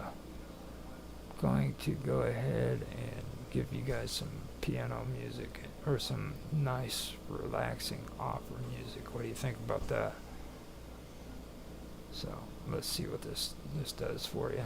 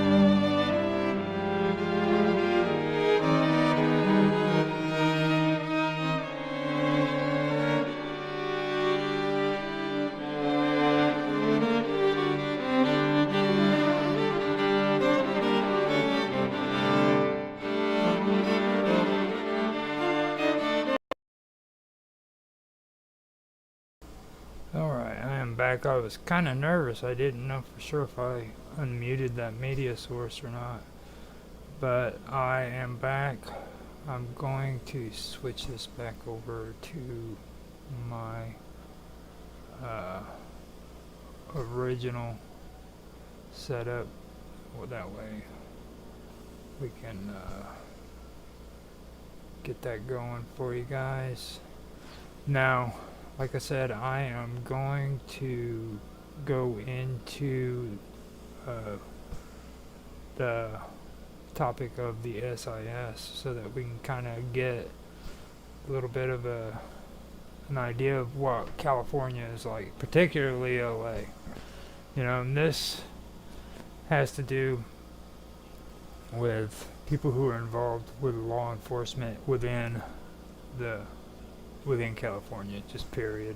I mean, there's no other way of actually saying it, and I think this is probably the best way to really explain it when you start talking about groups like this. Now, understand too that there is no other form of, or no other type of law enforcement that we know of all across the United States. This group is set up specifically in LA, and as a matter of fact, people within LAPD themselves don't like the SIS. They have very negative reviews of this organization, but they seem to be there. You know what I mean? Now, the SIS stands for Special Investigation Section. Like I said earlier, it's nicknamed the Death Squad. That's how bad they are. Now, they're a tactical. They're a tactical detective and surveillance unit from the LAPD, and they were formed in 1965. Now, when they were formed, they were supposed to be a stakeout unit, okay, and they were referred to as what Los Angeles considered them as professional witnesses, okay. That in itself is pretty corrupt.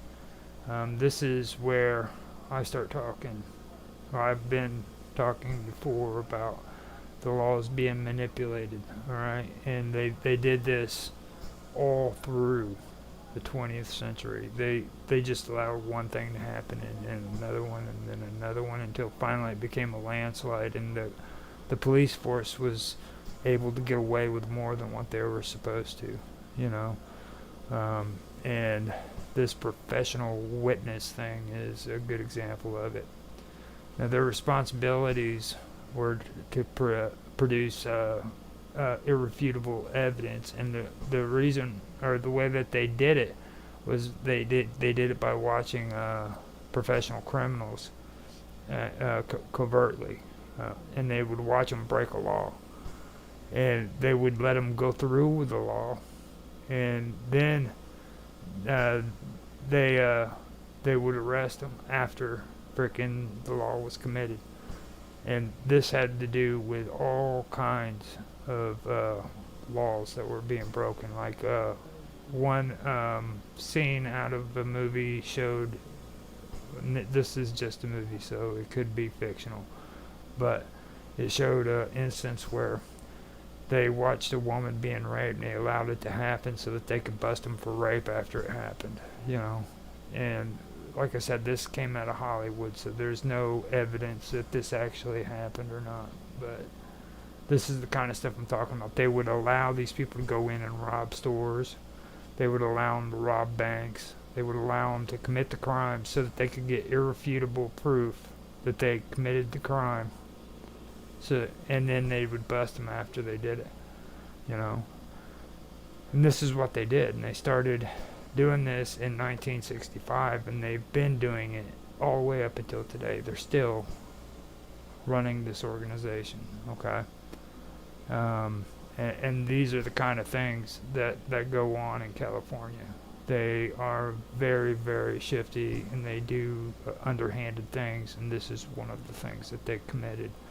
This group eventually started to try to or they eventually started to detain the criminals while they were committing the crime or before they committed the crime, after they were exposed to a freaking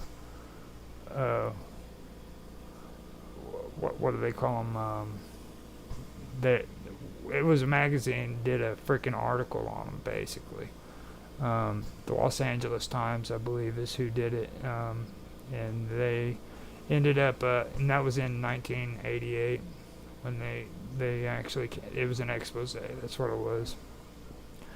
The Los Angeles Times in 1988 exposed the SIS in an expose.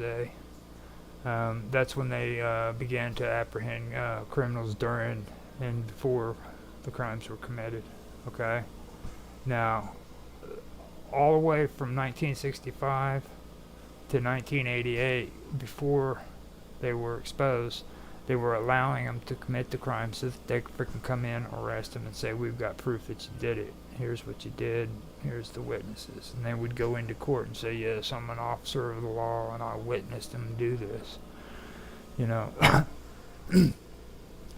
So entrapment became legal in the eyes of Los Angeles. And to this day, they still get away with it. They still get away with entrapping criminals before they do it. And don't get me wrong, man. You know, if a person commits a crime, they should be convicted of it. But there's a limit to justice. And when you cross that line, you're no longer serving the justice system. You're serving something else that's criminal. You know what I mean? That's just how I feel about it. I also feel that I would rather have 5 guilty men go free rather than 1 innocent man go be charged with a crime that he didn't commit, you know. A lot of people have their opinions about that, and I don't give a shit what they think, you know what I mean. That's how I feel. If a person is innocent, they should be freaking released. There should be no innocent person being held in prison or in jail if they didn't commit the crime, and that's just how I feel about it, you know.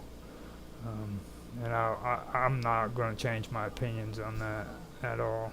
It's just not going to happen whatsoever.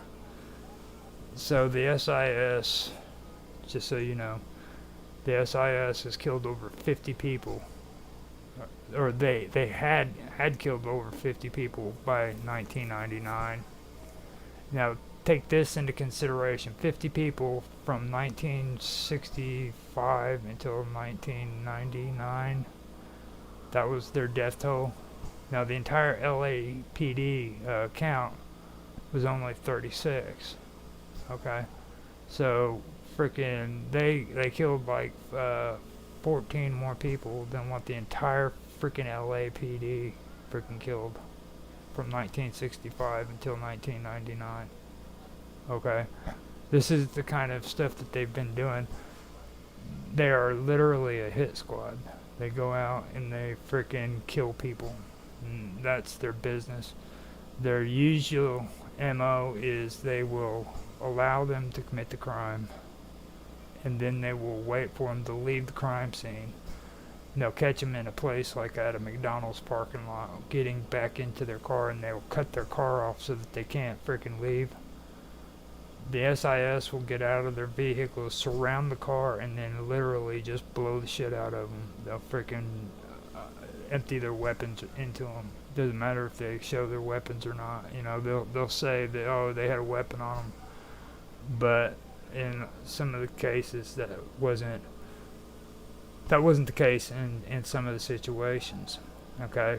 Now, before I go any further, I also want to mention too that according to what's been said, no casualties have been claimed for civilians, people who weren't either the suspected criminals or, well, there actually was people who died in the SIS.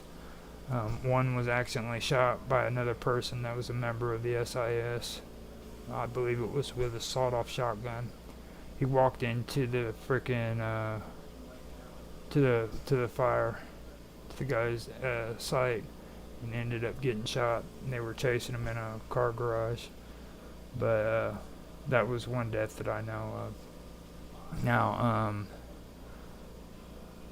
the SIS has to this point had no. There's been no claims of a civilian that hasn't been or has been killed from these incidents.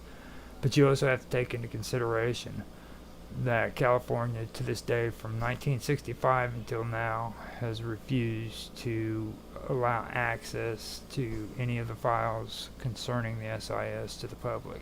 Okay, it's still classified information. Nobody can gain access to that in the public.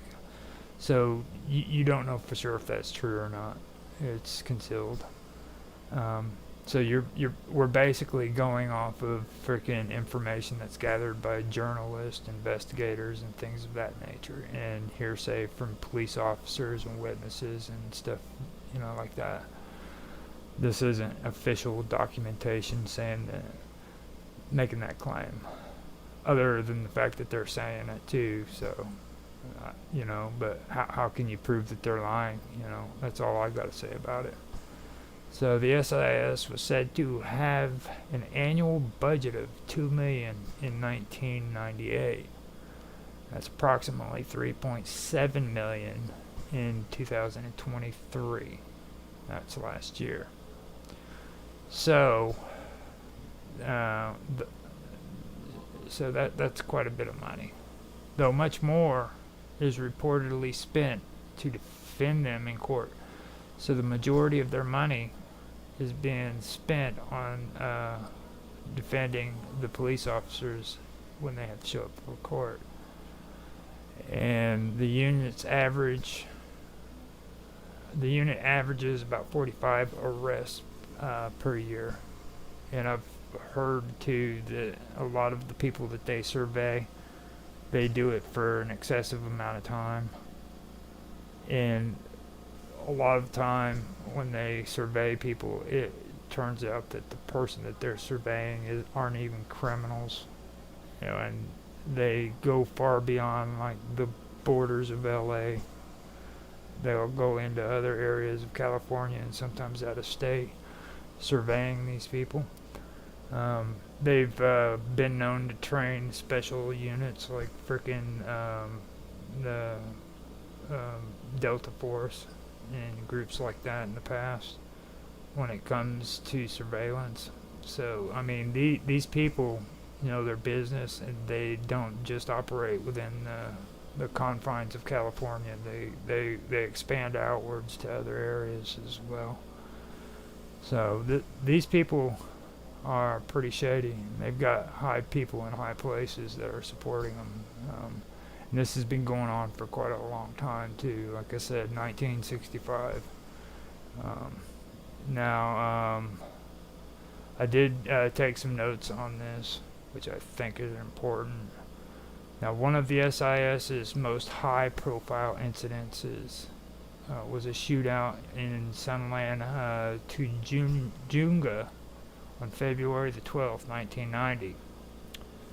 The SIS had been surveilling a group of 4 suspects wanted for robbing McDonald's restaurant in northwest Los Angeles, and was standing by to catch the suspects as they were robbing a McDonald's. So as they were robbing a McDonald's in Sunland, they were standing by waiting to catch them. Okay. Now, when the suspects left the restaurant, SIS detectives blocked their car and opened fire after reportedly seeing a gun. All right, this is one of the incidences that are mentioned in the motives. This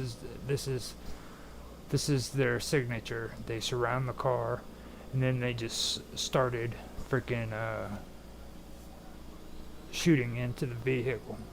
And afterwards, they said that they seen a gun. You know what I mean?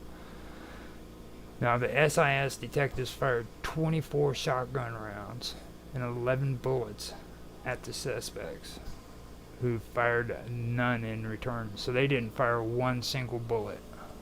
and the SIS detectives fired 25 shotgun rounds and 11 bullets. Okay. Now, 3 of the suspects were killed, while 1 suspect was seriously injured and taken into custody. Okay, the suspects were later found to have used pellet guns that were stashed in their car's trunk before detectives confronted them. So these pellet guns were actually in the trunk, and that's what they were using to commit the crime. Okay, and these police detectives surrounded their vehicle with these freaking shotguns and this gun and just opened up on them and fired on them, and then claimed they had a freaking gun after they did it. So I guarantee you that was pretty messed up, having to explain to them, well, you know, we found these pellet guns in the trunk of the car of the suspects that you claim who had weapons ready to shoot you. How did they end up in the trunk instead of up in the front where they were supposed to be, you know? So, LAPD and federal investigations did not find any wrongdoing, okay? A civil lawsuit ordered the detectives and then Chief Daryl Gates to pay $44,000 to the families of the dead suspects. But the fee was ultimately paid by the city government. So the city government ended up paying the fees instead of frickin' the chief and the detectives. So they sprung for him, you know, they sprung with taxpayers' money to pay for these murderers to get off scot-free, even with a civil lawsuit. That's the kind of corruption that goes on in California, guys.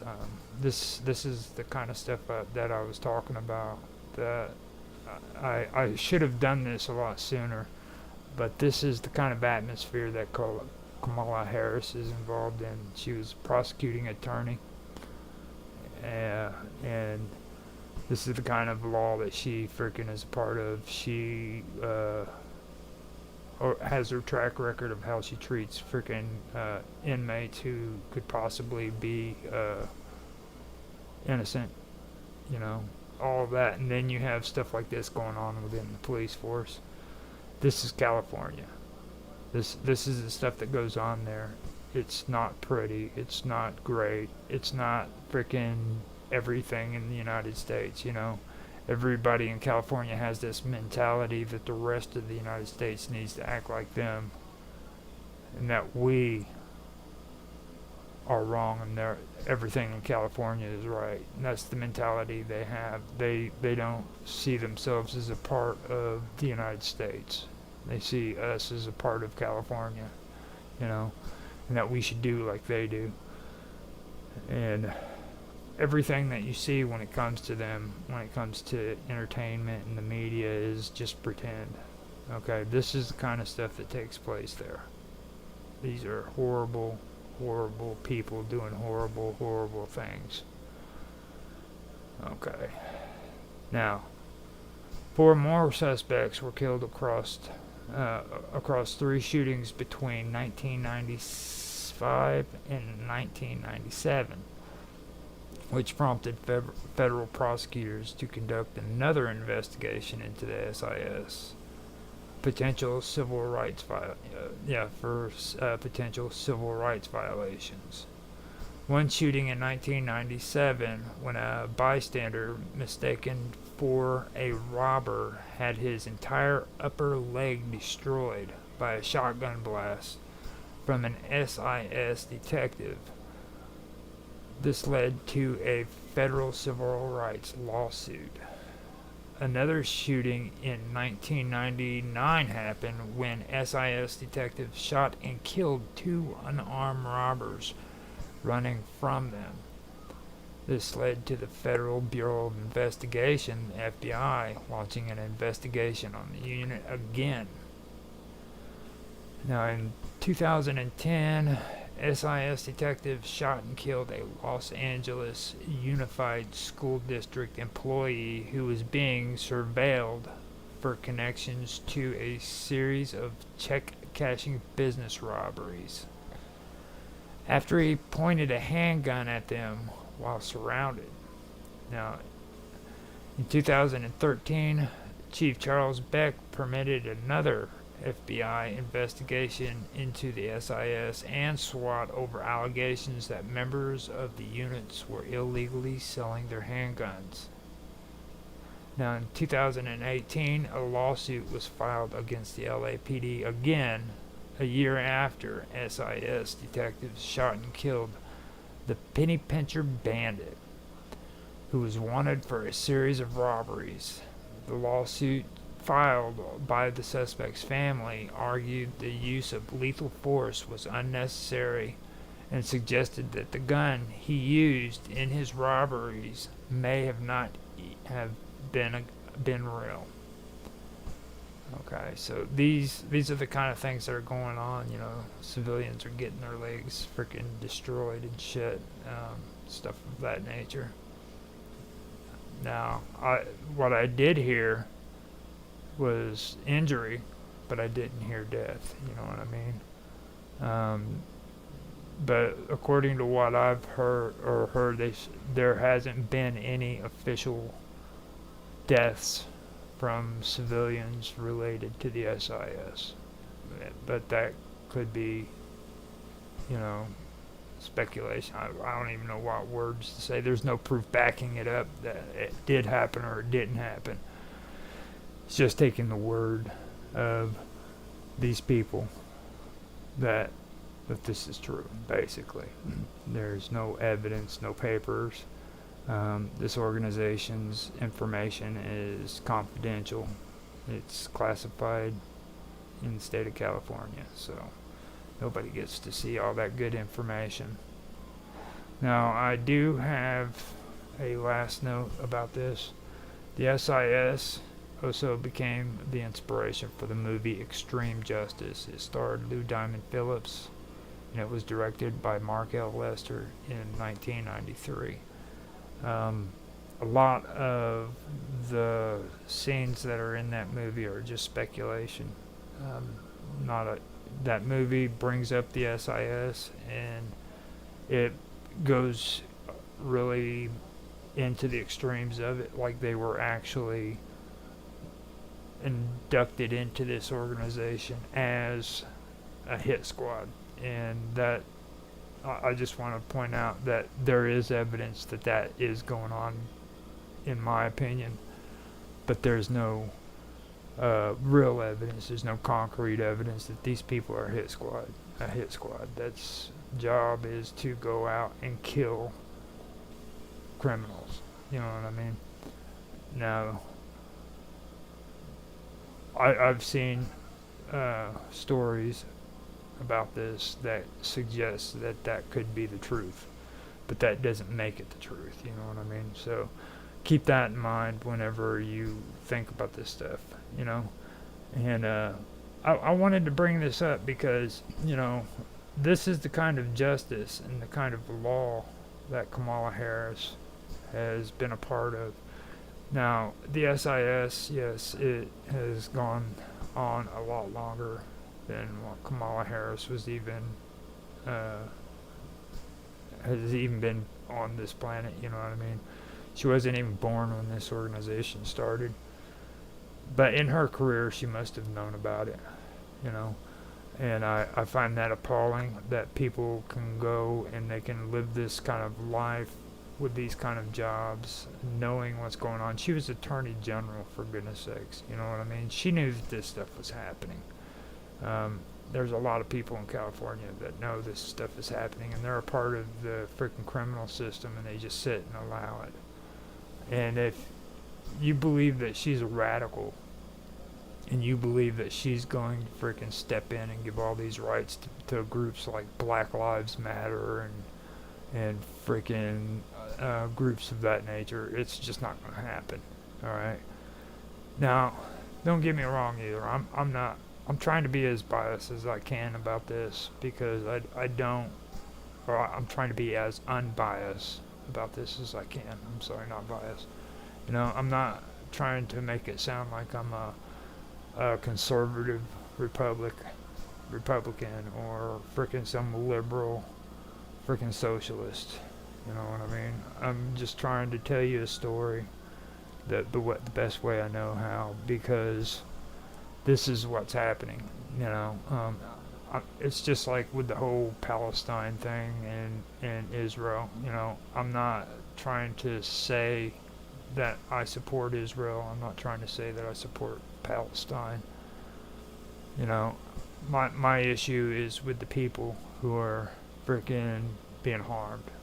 You know, not by the groups of people who are doing these atrocities. I don't support them.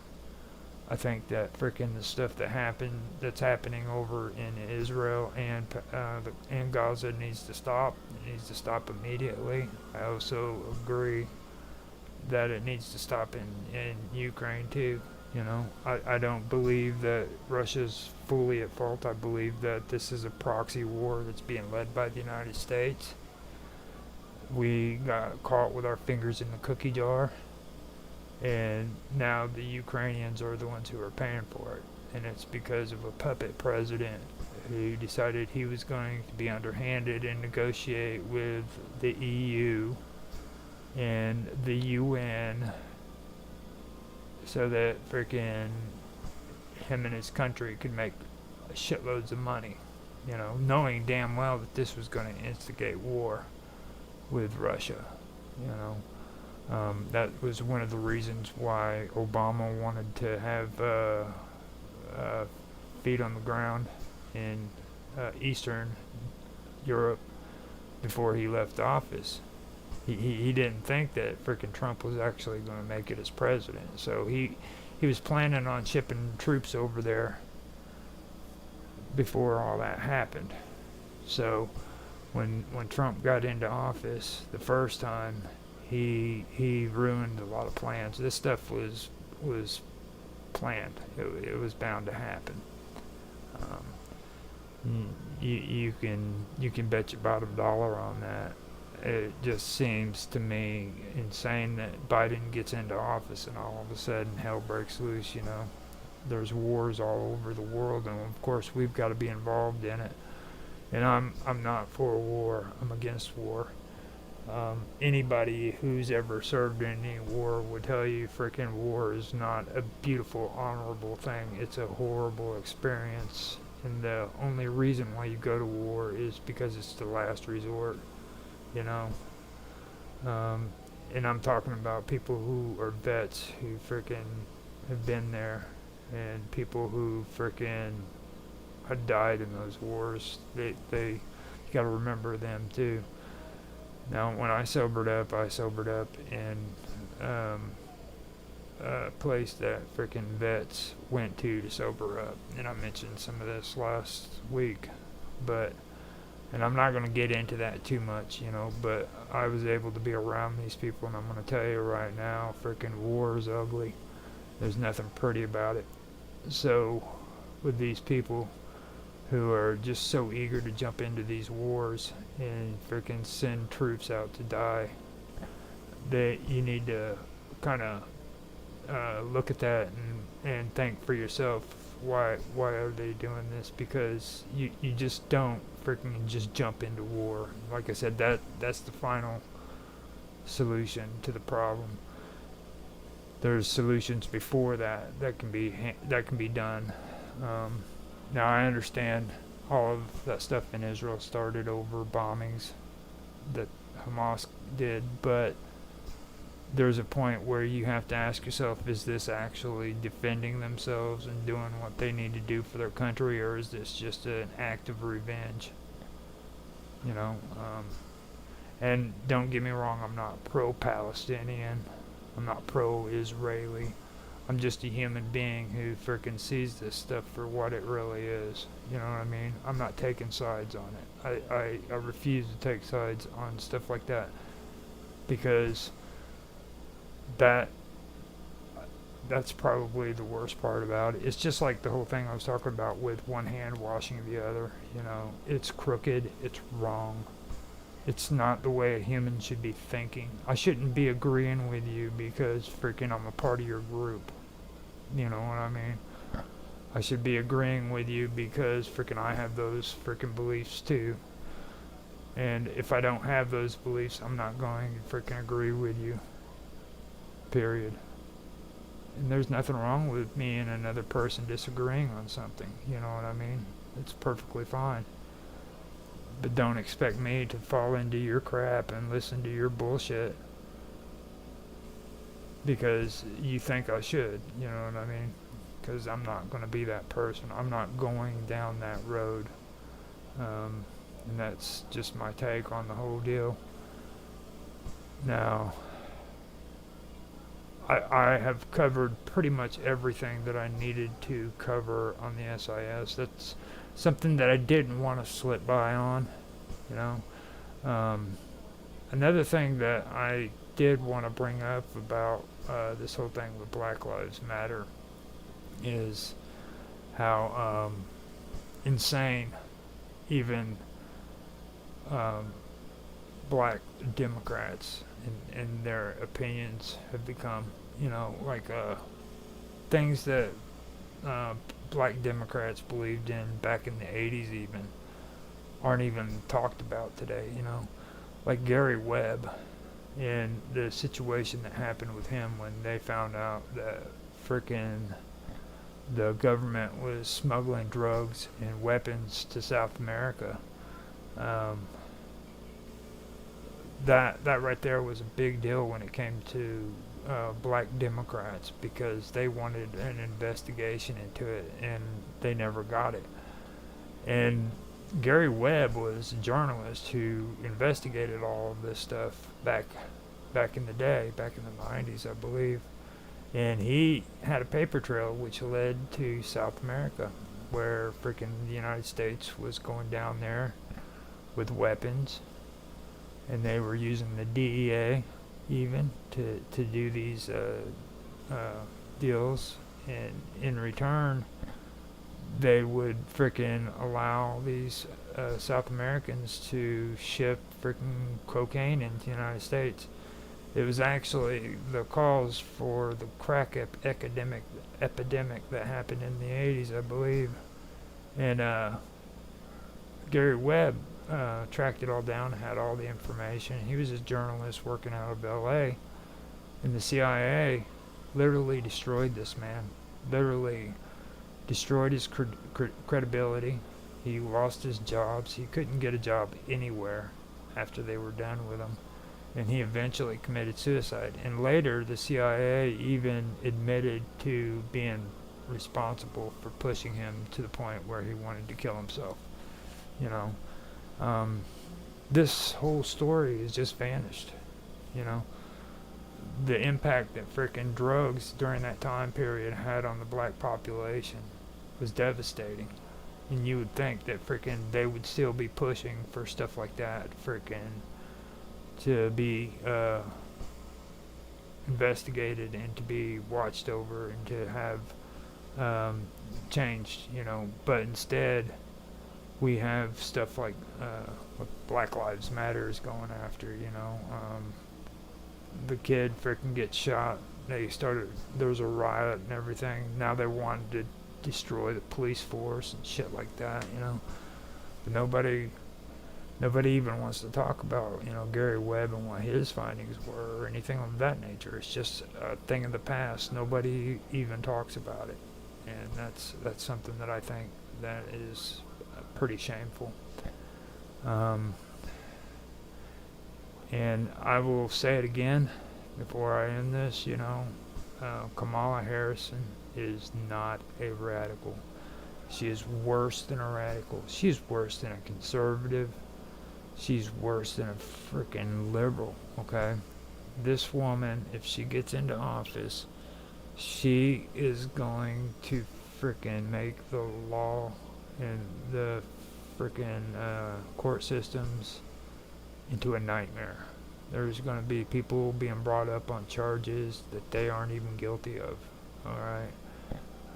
You're going to see a lot of bad shit happening if this woman becomes president. And just so I can set it clear straight too.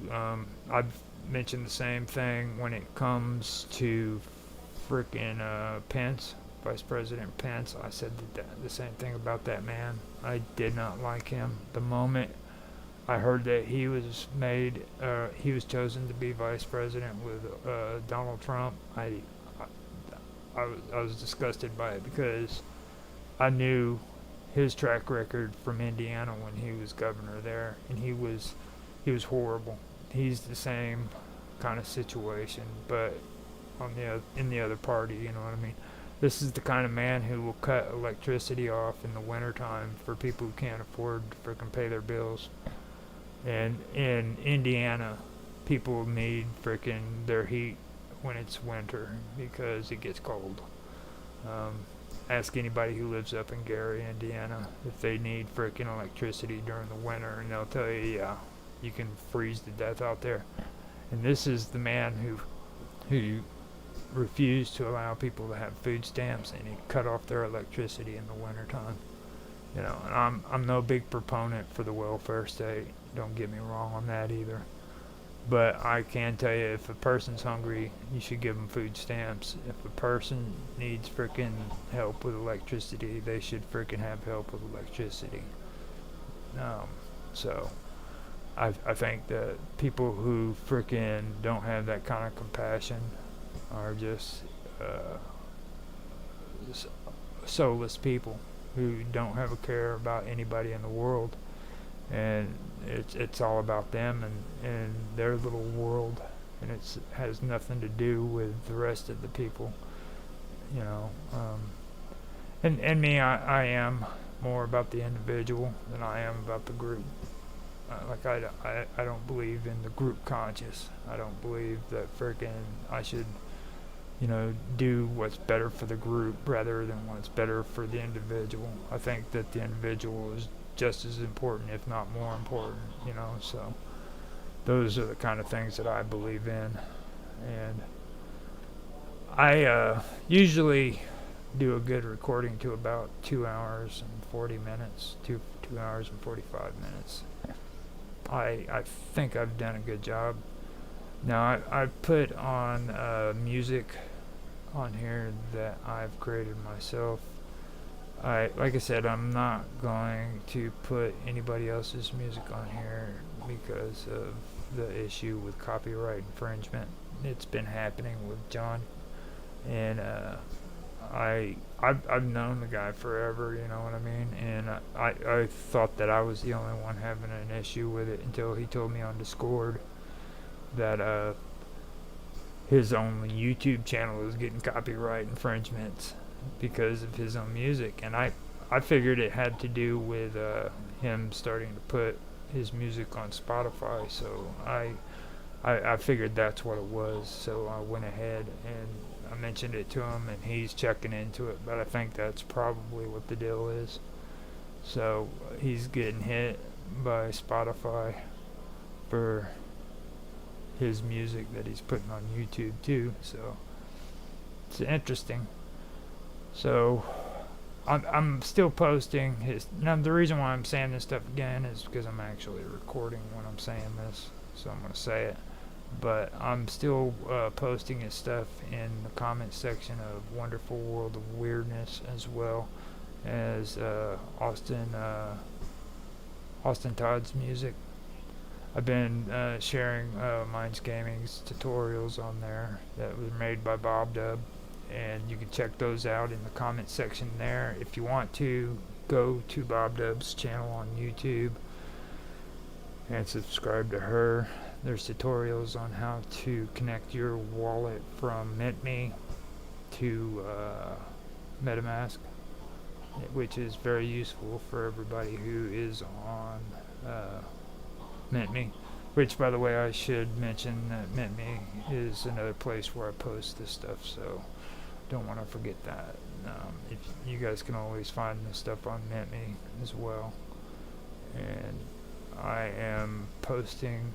After this live stream, I'll go through, edit it, clean it up, put an intro and an outro on it, and I will upload it to YouTube and eventually it'll be on X and Rumble. I only live stream on Twitch and Odyssey with it, and that's it when it comes to that. So that's where the downloads will be, if you guys want to check them out. And I always run them through there, and they're always on YouTube because this is the first place where I put everything. So it goes to YouTube first. So with that, I am going to say I'm just tired. It's time to go to bed. I hope you guys enjoyed it. It's been a 3-hour stream, and the recording is 2 hours and 43 minutes. So that means I did good. I apologize for any background noise, and also for having to get up and take care of stuff. Like I said, I am taking care of my elderly parents who live with me. So there's times where I have to get up and actually go take care of the situation because my mom isn't really all there. She's kind of senile, so there's times where I have to get up and help her. So I'm sorry about the interruptions when it comes to that stuff, and I hope you guys did enjoy. And with that, I will go ahead and end the stream. You guys have a good night, morning, whatever time of day it is there, and goodbye.